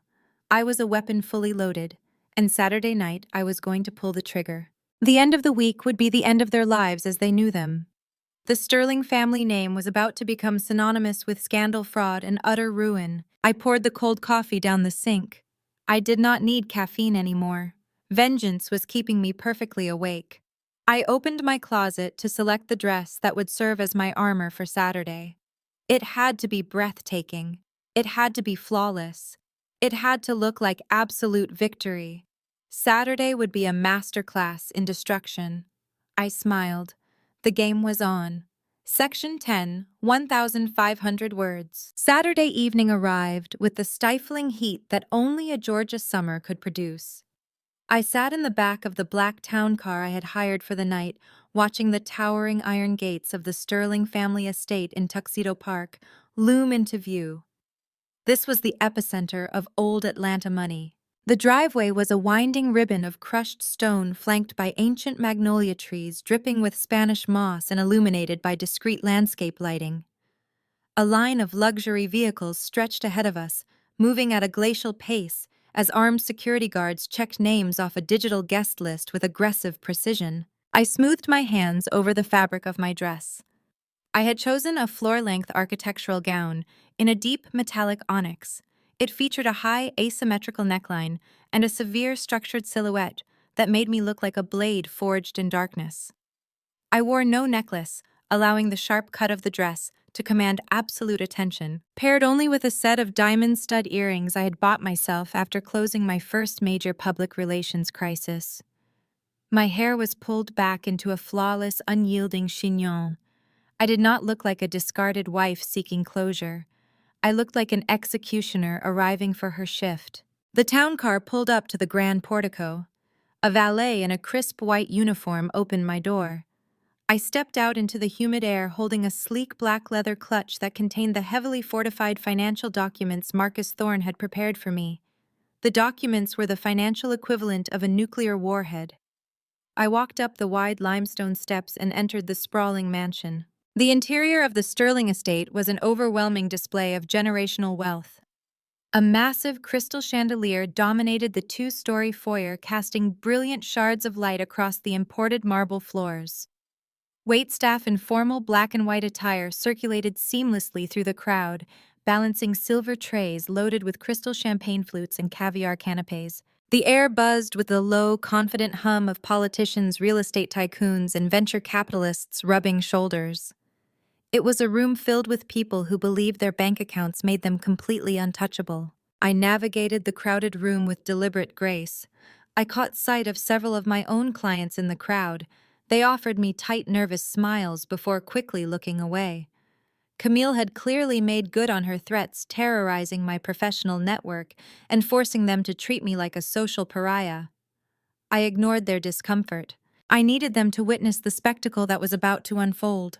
Before I could even reach the main ballroom, where the engagement festivities were centered, a harsh hand grabbed my elbow and yanked me forcefully into a secluded, dimly lit alcove near the grand staircase. I wrenched my arm free and turned to face my attackers. Keisha and Jamal stood there, blocking my path back to the main hallway. They looked absolutely frantic. The smug, arrogant composure they had displayed at their dinner party earlier this week was completely gone. Jamal was sweating profusely through his expensive silk suit, dabbing at his forehead with a cocktail napkin. Keisha looked like she had barely slept, her makeup applied heavily to mask the dark, hollow circles under her eyes. "Maya, thank God you actually showed up." "Keisha," hissed her voice a strained, desperate whisper. She grabbed my wrist, her manicured nails digging into my skin. "Tell me you brought the transfer documents. Tell me you brought exactly what Camille asked for." I pulled my hand away from her grasp, adjusting the cuffs of my onyx gown with slow, deliberate movements. I looked between the two of them, taking in their wild, panicked eyes and their ragged breathing. They were vibrating with an intense, suffocating fear that had absolutely nothing to do with Desmond's happiness and everything to do with their own survival. "Why are you so terrified, Keisha?" I asked, keeping my voice perfectly level and devoid of any emotion. "Desmond is the one supposedly marrying a billionaire. Desmond is the one securing a $2 million investment. Why are you sweating through your custom suit, Jamal?" Jamal stepped closer, his chest heaving. "Because you are playing games with our lives, Maya. You locked Desmond out of the corporate bank accounts. You sent a cease and desist order to Camille's father. Do you have any idea what you have done?" The Sterling family lawyers called Desmond yesterday and threatened to pursue criminal fraud charges against him if he does not deliver the clean intellectual property rights by tomorrow morning. If Desmond goes down for fraud, we all go down. I tilted my head, feigning mild confusion. "How exactly does Desmond's tech startup failing affect your mid-level logistics management job, Jamal?" Keisha let out a choked, desperate sob.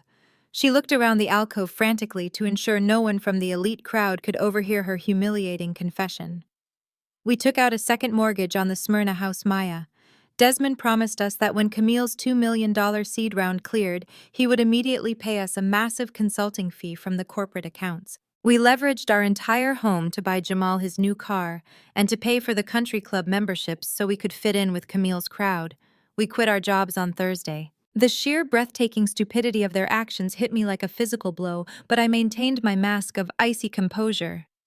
They had quit their jobs and leveraged their home based on the promise of an illegal payout from stolen intellectual property. They were not just greedy parasites, they were fundamentally incompetent.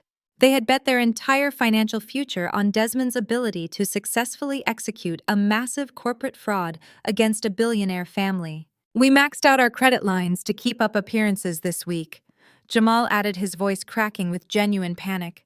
"The bank is already calling about the missed mortgage payment.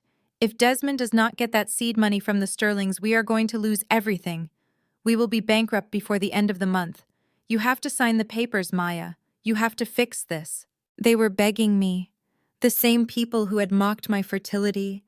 The same people who had called me barren and useless. The same people who had eagerly poured expensive wine for my husband's mistress were now practically on their knees begging me to save them from their own catastrophic greed. It was poetic justice, but I needed to execute the next phase of my strategy flawlessly. I could not let them know I was holding a guillotine over their heads. I needed them to believe that Camille's extortion tactics had successfully broken my spirit. I dropped my shoulders, allowing my pristine posture to sag ever so slightly. I took a shaky breath, letting my eyes widen to mimic the look of a defeated, exhausted woman who had finally been pushed past her breaking point. I channeled every ounce of frustration and betrayal I had felt over the last week and weaponized it into a masterclass performance of total surrender. "You think I want to be here?" I asked, my voice trembling perfectly. I let a single unshed tear glisten in my eye. Camille threatened my entire public relations firm, Jamal. She had the commercial leases of my biggest clients pulled. She had city zoning permits revoked.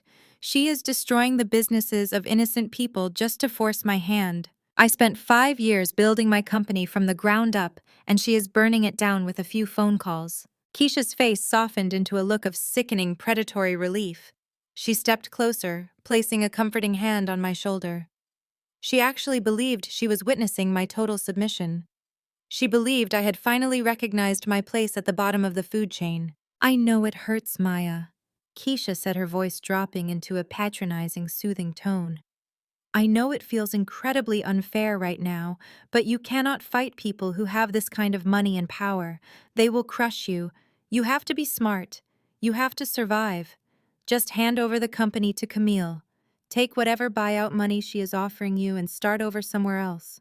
It is the only way you get your life back, and it is the only way we get to keep our home." I looked down at the black leather clutch in my hands, holding it tightly, as if it were my last remaining lifeline. I let out a long, ragged sigh, playing the role of the broken wife to absolute perfection. "I brought the documents," I whispered, keeping my gaze fixed on the marble floor. "I brought exactly what she asked for. I cannot fight her anymore, Keisha. I am too tired. I just want this nightmare to be over. I want my clients to get their leases back. I want to go home and try to rebuild whatever is left of my career." Jamal let out a massive, shuddering breath of relief. He actually wiped the sweat from his forehead with the back of his hand. He looked at me with a sickening expression of gratitude, completely oblivious to the fact that he was thanking his own executioner. "You are doing the right thing," Maya, Jamal said, his arrogant swagger slowly returning as his panic subsided. "Desmond is waiting for you in the private library at the end of the East Wing. Camille and her father are with him. They have their corporate notary waiting. You just go in there, you sign the papers, and you walk away. We will make sure Desmond gives you a fair cut once the seed money clears. We will take care of you." I almost broke character. The sheer audacity of Jamal promising to take care of me using the funds from my own stolen company was staggering.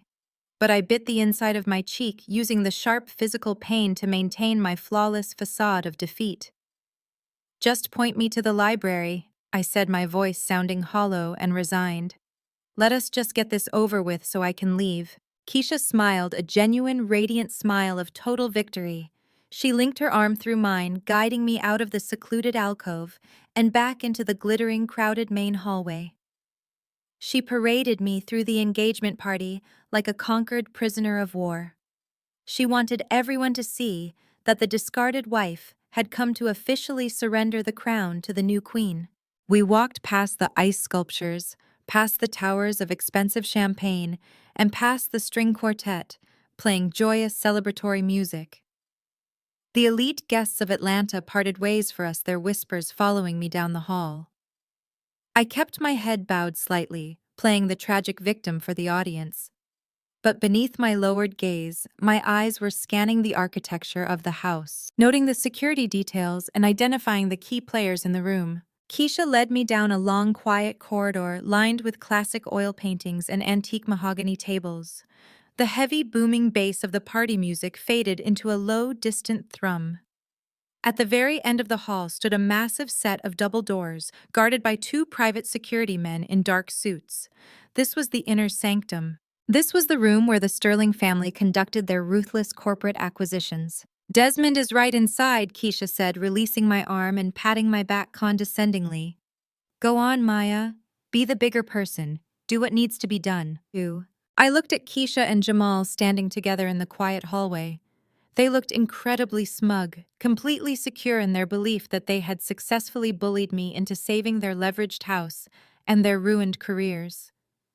They had no idea that the black leather clutch in my hands did not contain an intellectual property transfer. It contained the complete, unredacted financial audit of Desmond's secret gambling debts and the undeniable proof of Jamal's embezzlement. I will do exactly what needs to be done, I promised them, my voice barely a whisper. I turned away from the parasites. I approached the heavy double doors, signaling the security guards to open them. I adjusted my grip on my clutch, feeling the hard edges of the documents inside. I had played the defeated victim flawlessly. They had swallowed the bait whole. The masterclass in acting was officially over. I stepped into the private library, leaving the noise of the engagement party behind me, fully prepared to deliver a masterclass in total destruction. The heavy double doors closed behind me with a soft final thud, shutting out the string quartet and the buzzing chatter of Atlanta's elite. The private library of the Sterling estate was a masterpiece of mahogany and dark leather, smelling faintly of expensive bourbon and old money. Sitting around a massive antique desk were the architects of my supposed downfall. Desmond stood leaning against the edge of the desk, swirling amber liquid in a crystal glass. Camille sat perched on the arm of a leather sofa, her diamond engagement ring catching the dim light. Behind the heavy oak desk sat Richard Sterling, a man whose reputation for ruthless business tactics was legendary across the entire state of Georgia. A nervous-looking man holding a notary stamp stood quietly in the corner of the room. Desmond took a deliberate sip of his drink and smiled. It was the deeply arrogant smile of a man who believed he had just conquered the world. Maya, Desmond said, his voice dripping with unbearable condescension. I am genuinely glad you decided to be sensible. I told Camille you would eventually see reason once the emotional shock of the divorce wore off. You always were practical when your back was against the wall. I stood near the center of the room, clutching my black leather envelope. I kept my posture slightly rigid, projecting the carefully crafted image of a woman who had been bullied into submission. You left me no choice, Desmond. Camille deliberately targeted my clients. She threatened the livelihoods of innocent people just to force my hand. Camille offered a delicate, highly dismissive shrug. Business is a contact sport, Maya. You were holding up a multi-million-dollar acquisition out of sheer spite. I simply applied the necessary leverage to expedite your surrender. Now hand over the transfer documents to the notary, so Desmond and I can rejoin our party. I took a slow, shaky breath, gripping the leather folder tighter to maintain the illusion of defeat. I am not signing these documents tonight, I stated flatly. Desmond stiffened instantly. He slammed his crystal glass down on the desk, the sharp sound echoing violently through the quiet library. Excuse me, you walked in here to surrender. Do not try to play games with us, Maya. You do not have the leverage to negotiate. I turned my attention entirely to Richard Sterling. I ignored Desmond and Camille completely. I knew exactly how to speak to powerful old-school corporate men. You do not appeal to their emotions. You appeal to their sense of corporate protocol, mitigate their risk, and cater to their public image. Mr. Sterling. I began, my voice steadying into a professional, respectful cadence. I am a businesswoman. I recognize when I am outgunned, and I am prepared to transfer 100% of the intellectual property of Apex Tech Solutions to your family's holding company. However, I will not execute a multi-million-dollar asset transfer on a cocktail table while guests are drinking champagne outside. This is a highly irregular and legally vulnerable way to conduct an acquisition. Richard leaned back in his leather chair, steepling his fingers. He looked at me with cold, calculating interest. What exactly are you proposing, Ms. Vance? I propose we handle this like the high-level corporate acquisition. It actually is, I replied. I will bring the fully executed, unredacted transfer documents to your primary corporate headquarters on Monday morning. I will sign them in your official boardroom in front of your full board of directors and your senior legal counsel. You get the pristine, legally ironclad acquisition of the algorithm without any risk of me claiming I signed under duress at a party. I get the assurance that this transaction is handled with absolute finality. In exchange, Camille releases the hold on my client's commercial leases tonight. Camille scoffed loudly, rolling her eyes in deep annoyance. Dad, do not listen to her. She is just stalling. Make her sign the paperwork right now so we can announce the acquisition to the guests. Richard held up a single hand, instantly silencing his daughter. He studied me carefully. He was a man who appreciated formal business theater, and my request appealed directly to his conservative corporate sensibilities. Signing a major tech acquisition in his flagship boardroom was exactly the kind of official power play he enjoyed. It eliminated his legal risk. She has a valid point, Camille. Richard said, his voice a low rumble of absolute authority. A hasty signature at a social event leaves room for legal contesting later. We do this by the book. Monday morning, 9 o'clock sharp. You bring the documents, Ms. Vance, and we will execute the transfer. Camille, reinstate her client's leases immediately. We have a deal. Desmond looked furious at being sidelined by his future father-in-law, but he was smart enough not to argue with the billionaire funding his entire existence. He settled for glaring at me with raw hostility. Monday morning, Maya. Do not be late. And do not think you can try any last-minute tricks. I will be exactly where I need to be, I promised. I turned and walked out of the library. As I navigated back through the glittering engagement party, I passed Keisha and Jamal waiting anxiously in the hallway. I gave them a slow, defeated nod, letting my shoulders slump. Jamal let out a massive sigh of relief, wrapping his arm around Keisha and pulling her into a celebratory hug. They thought their nightmare was over. They thought their leveraged house was safe. They were utterly clueless. I stepped out into the humid Atlanta night and slid into the back of my waiting town car. The moment the heavy door closed, isolating me from the Sterling estate, the facade of the broken wife instantly vanished. My spine straightened. A fierce, predatory energy surged through my veins, replacing my feigned exhaustion with pure, highly concentrated adrenaline. I pulled out my phone and sent a rapid message to Marcus Thorne. The bait is taken. Boardroom meeting set for Monday at 9. Prepare the heavy artillery. When I arrived back at the Waldorf Astoria presidential suite, I stripped off the onyx gown and changed into comfortable silk loungewear. I ordered a carafe of black coffee and sat down at the glass dining table. The skyline of Atlanta glittered outside my window, but my entire focus was zeroed in on the glowing screen of my laptop. I had 36 hours to finalize the most brutal financial assassination this city had ever seen. Desmond thought the intellectual property was his only vulnerability. He was profoundly wrong. During our marriage, I had managed all of his personal and corporate accounting. When I initiated the bank freeze earlier this week, I did not just lock the accounts. I ran a complete unauthorized forensic audit of his entire digital footprint.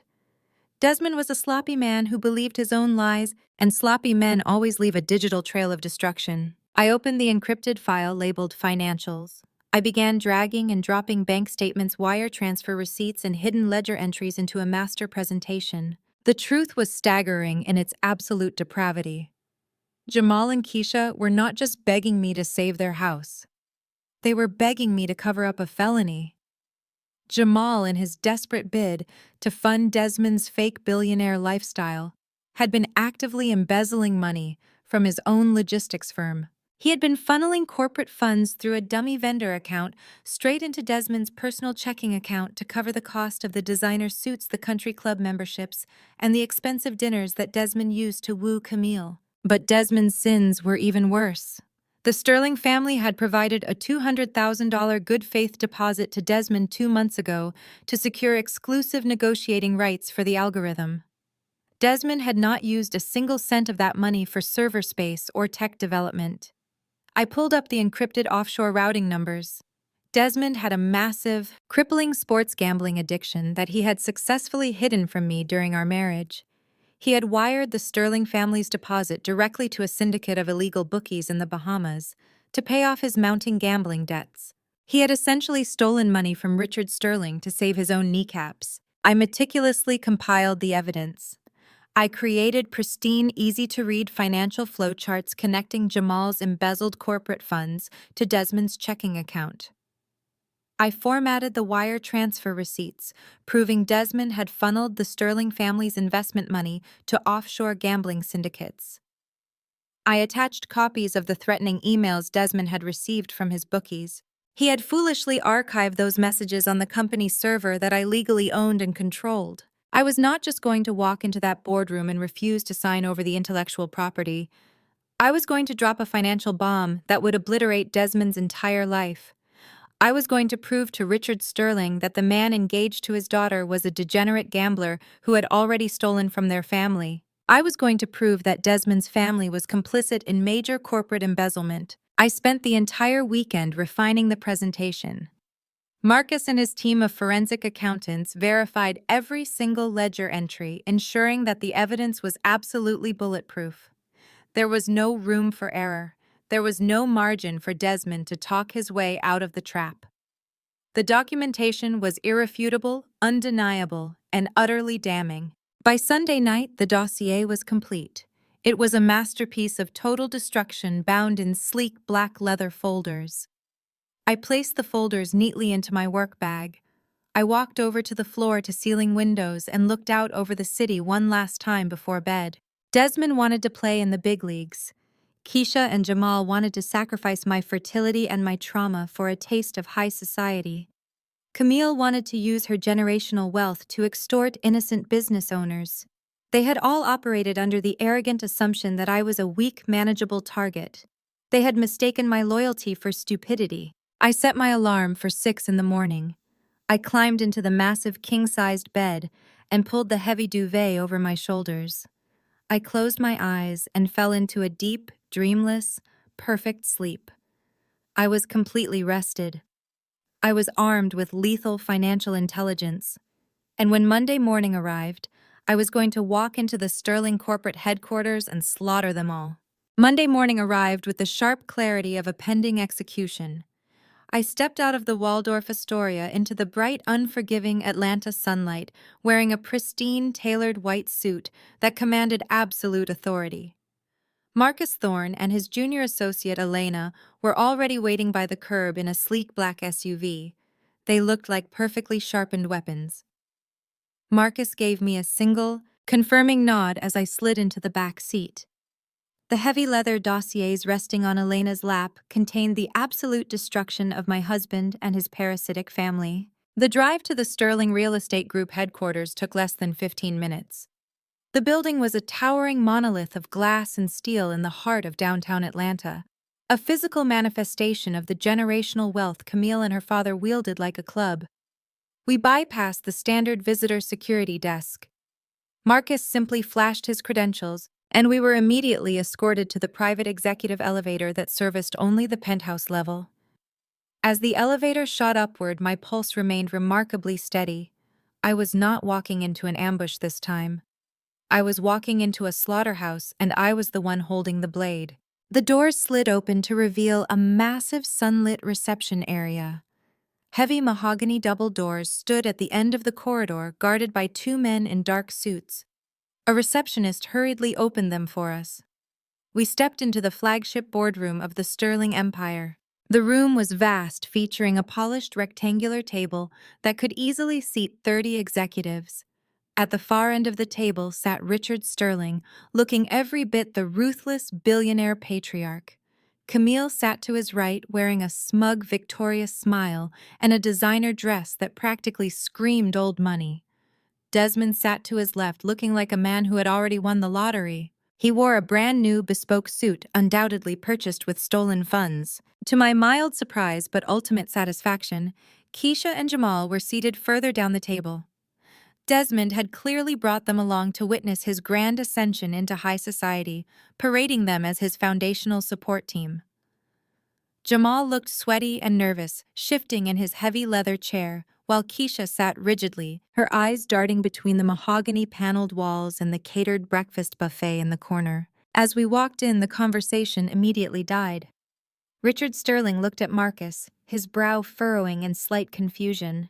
He had expected a broken, intimidated woman to arrive alone, ready to hand over a multi-million-dollar company for pocket change. He had not expected me to walk in flanked by the most feared corporate litigator in the state of Georgia. Maya Richard said, his voice a low, booming rumble. "You brought legal counsel. That is highly unnecessary for a simple signature, but I suppose we can accommodate your caution. Let us get this over with." The $2 million term sheet is right here. Desmond leaned forward, his arrogance blinding him to the very obvious danger marching toward him. Just hand over the transfer documents, Maya. Camille already reinstated your client's commercial leases. We kept our end of the bargain. Now do your part so we can finalize the seed funding. I did not sit down. Marcus and Elena remained standing, flanking me like sentinels. I looked directly at Richard Sterling, bypassing Desmond entirely. "Mr. Sterling!" I said, my voice projecting across the massive boardroom with crystal-clear precision.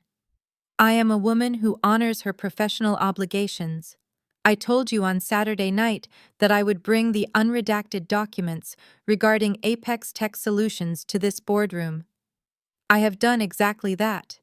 However, I am not here to execute a transfer. I am here to prevent your family from making a catastrophic financial mistake." Camille slammed her hand onto the table.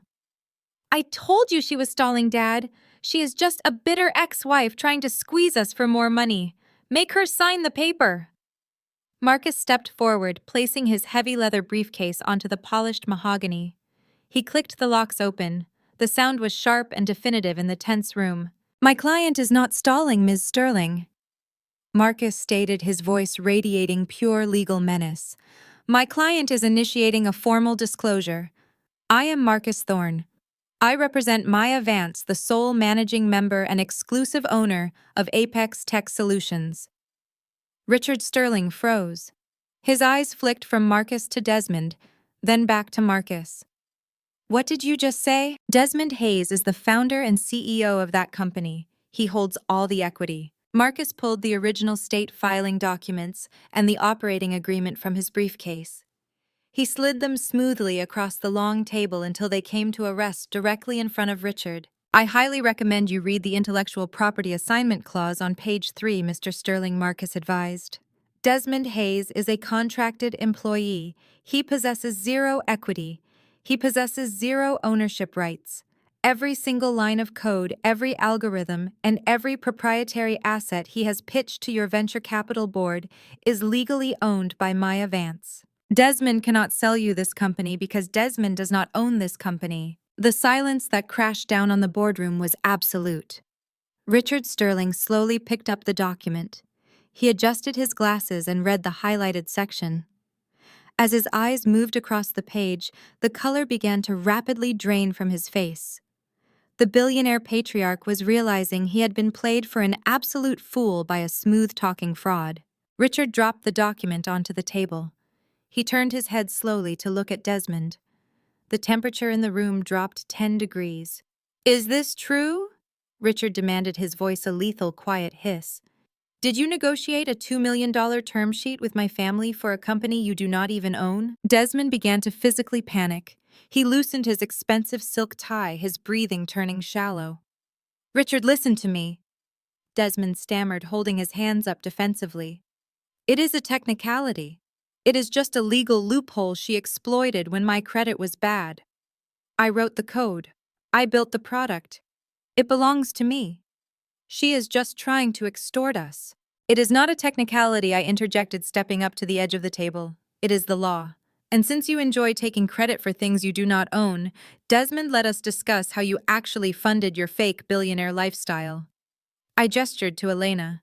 She stepped forward and placed the heavy black leather dossiers onto the table, sliding one to Richard and one to Camille. Keisha and Jamal suddenly sat up completely straight. Jamal looked like he was about to vomit right there in the boardroom. The panic radiating from his body was palpable. "You see, Mr. Sterling?" I continued, pacing slowly along the edge of the table. "My husband wanted to impress your daughter. He wanted to buy expensive suits, purchase country club memberships, and host lavish dinners to convince you he was a successful tech founder. But he had no money, so his brother-in-law, Jamal, kindly decided to help him out." I looked directly at Jamal. His eyes were wide with sheer terror. "If you turn to page 4 of that dossier, Mr. Sterling, you will find a highly detailed forensic audit," I instructed. "It proves that Jamal has been actively embezzling funds from his own corporate logistics firm. He created a dummy vendor account and funneled stolen corporate money directly into Desmond's personal checking account to fund this entire charade." Keisha and Jamal leveraged their own home to keep Desmond swimming in your elite circles, hoping to get a massive payout once you wired the seed money. Keisha let out a high-pitched, strangled gasp. She covered her mouth with her hands, tears of pure horror springing to her eyes. Jamal slumped down in his heavy leather chair, burying his face in his trembling hands. The room felt like a pressurized cabin moments before a total breach. "But that is just petty theft," I said, turning my gaze back to Desmond. Desmond was shaking. He looked like a man facing a firing squad. "Let us talk about the $200,000 good faith deposit your family advanced to Desmond 2 months ago, Mr. Sterling. The deposit he claimed he needed for immediate server upgrades and software licensing." Camille looked up from the dossier. Her face was a mask of absolute shock and betrayal. "What did you do with my family's money, Desmond?" she demanded, her voice shrill and trembling. "I will tell you what he did." I answered for him. Turn to page 8. Desmond has a massive, crippling sports gambling addiction. When you wired him that $200,000 deposit, he did not spend a single cent on technology. He wired your family's money directly to a syndicate of illegal offshore bookies in the Bahamas to pay off his massive gambling debts. Richard Sterling stood up so fast his heavy leather chair crashed backward into the mahogany-paneled wall. The sound was like a gunshot. "You stole from me!" Richard roared, his voice shaking the crystal glasses on the catering table. "You sat at my dinner table, you drank my wine, you put a ring on my daughter's finger, and you stole my money to pay off illegal bookies." Desmond was openly weeping now. He backed away from the table, his hands raised in surrender. "Richard, please, I can explain. I was going to pay it back. Once the seed money cleared, I was going to replace the deposit. I just needed time. Please. You are a thief and a fraud." Richard bellowed, his face turning a dangerous shade of crimson. "You do not even own the damn company." Camille stood up, her entire body shaking with humiliated rage. She had paraded Desmond around Atlanta society. She had thrown a massive engagement party for a man who was essentially a broke, unemployed gambling addict stealing from her own father. Marcus Thorne stepped forward, placing one final document on the table. "This is a formal declaration of facts," Marcus stated coldly. "My client, Maya Vance, is leaving this building with her company intact. If your legal team attempts to pursue any hostile action against her public relations firm, or if you attempt to disrupt her client's commercial leases again, we will hand this entire forensic dossier directly to the Federal Bureau of Investigation. We will ensure the federal authorities know exactly where your stolen deposit money went." Richard Sterling ignored Marcus. He was staring at Desmond with the kind of intense, calculating hatred reserved for men about to be utterly destroyed. I looked at Desmond, watching the tears stream down his face. I looked at Keisha and Jamal, their parasitic dreams completely shattered, facing certain prison time for corporate embezzlement. I had promised to burn their entire kingdom to the ground. I picked up my empty leather bag. My posture was flawless. My white suit was immaculate. I looked around the chaotic, devastated boardroom and offered them a slow, predatory smile. "Thank you for your time, Mr. Sterling," I said smoothly. "I highly recommend doing a background check before your next acquisition." I turned on my heel and walked toward the heavy double doors, leaving the smoking ruins of Desmond's life burning brightly behind me. I did not even make it fully out of the boardroom before the sound of a sharp, violent impact echoed off the mahogany walls. I paused at the threshold and glanced back over my shoulder. The scene unfolding was a masterpiece of absolute destruction. Camille Sterling was standing over Desmond, her chest heaving, her hand still raised in the air. A bright, angry red mark was already blooming across Desmond's left cheek. The billionaire heiress had just slapped him with the full force of her humiliated rage. "You parasitic, lying con artist!" Camille screamed, her voice cracking with fury. She reached up, unclasped the massive diamond engagement ring from her finger, and hurled it directly at his chest. The heavy ring bounced off his lapel and clattered uselessly onto the polished floor. "You used me. You used my family. You are nothing but a pathetic gambling addict. Do not ever speak to me again." Richard Sterling did not even look at my soon-to-be ex-husband. He pressed a button on his intercom console. "Security." Richard commanded, his voice cold and devoid of any human empathy.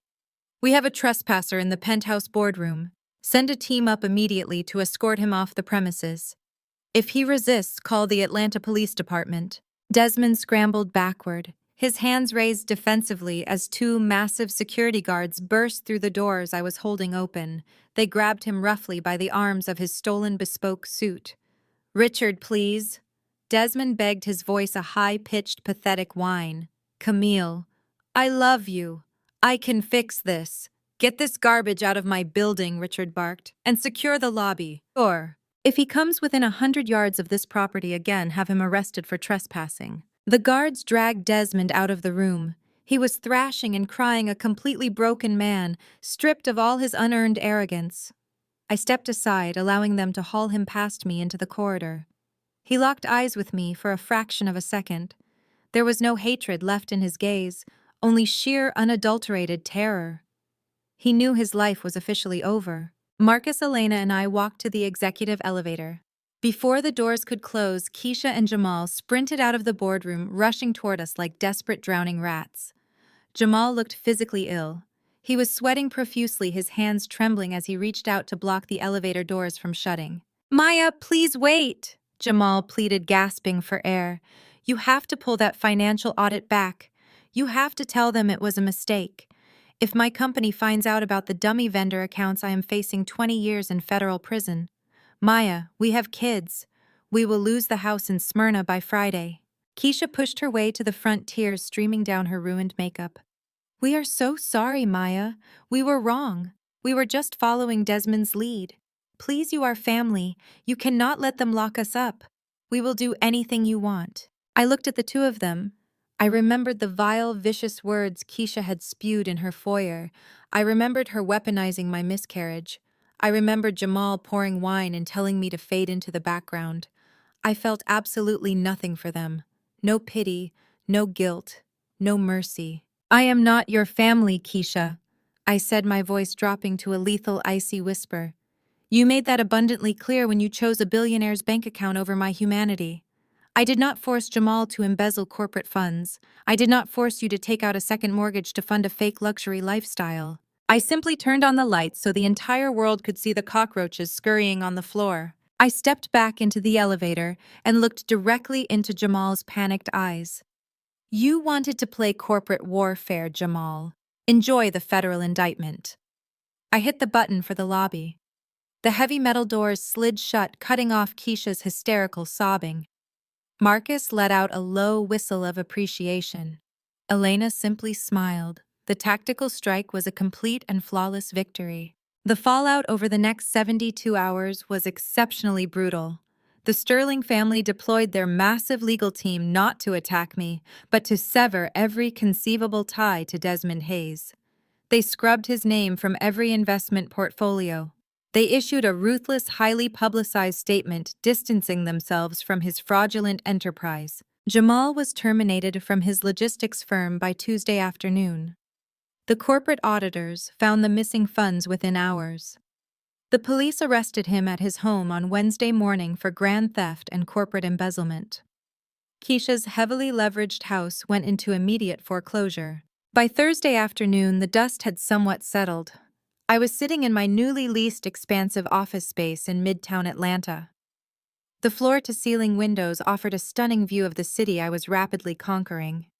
I was reviewing the quarterly projections for my public relations firm when my receptionist buzzed my intercom. "Ms. Vance," my receptionist said cautiously, "there is a man here to see you. He does not have an appointment, and he looks incredibly distressed.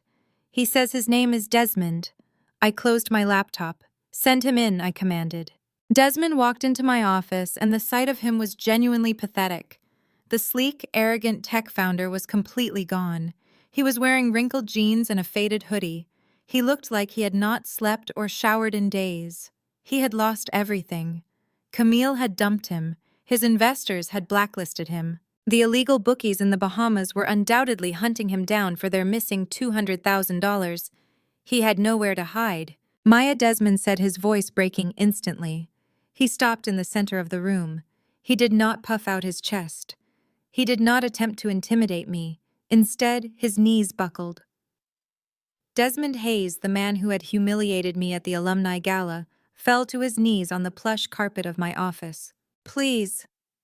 Desmond wept, burying his face in his hands. I have nothing. My accounts are frozen. Camille's father had my car repossessed. I am sleeping in a cheap motel, and I cannot even afford to buy food. The bookies are calling my phone every hour, Maya. They are threatening my life. I am begging you. I know I destroyed our marriage. I know I was a monster, but please unlock the company accounts. Just give me enough money to run away. I will sign the divorce papers today. I will give you the house. Just help me. I remained seated behind my massive glass desk. I looked down at the man kneeling on my floor, begging for a fraction of the loyalty he had so callously discarded. I felt a profound sense of closure. The emotional hold he had over me for 5 long years was entirely gone. I already have the house, Desmond, I stated coldly. My attorneys filed the paperwork yesterday. Since you used stolen funds from Jamal's embezzlement scheme to pay for the property taxes, the house was subject to asset forfeiture. My legal team secured the deed to protect my initial investments. I sold it to a developer this morning for a massive profit. Desmond looked up at me, his eyes wide with absolute despair. You sold my house? I sold my house, I corrected him sharply. And as for your request for money, the answer is no. You chose to gamble away a billionaire's deposit. You chose to mock my contributions to your life. You wanted a woman who could elevate you, Desmond. You made your bed with Camille Sterling. Now you get to burn in it.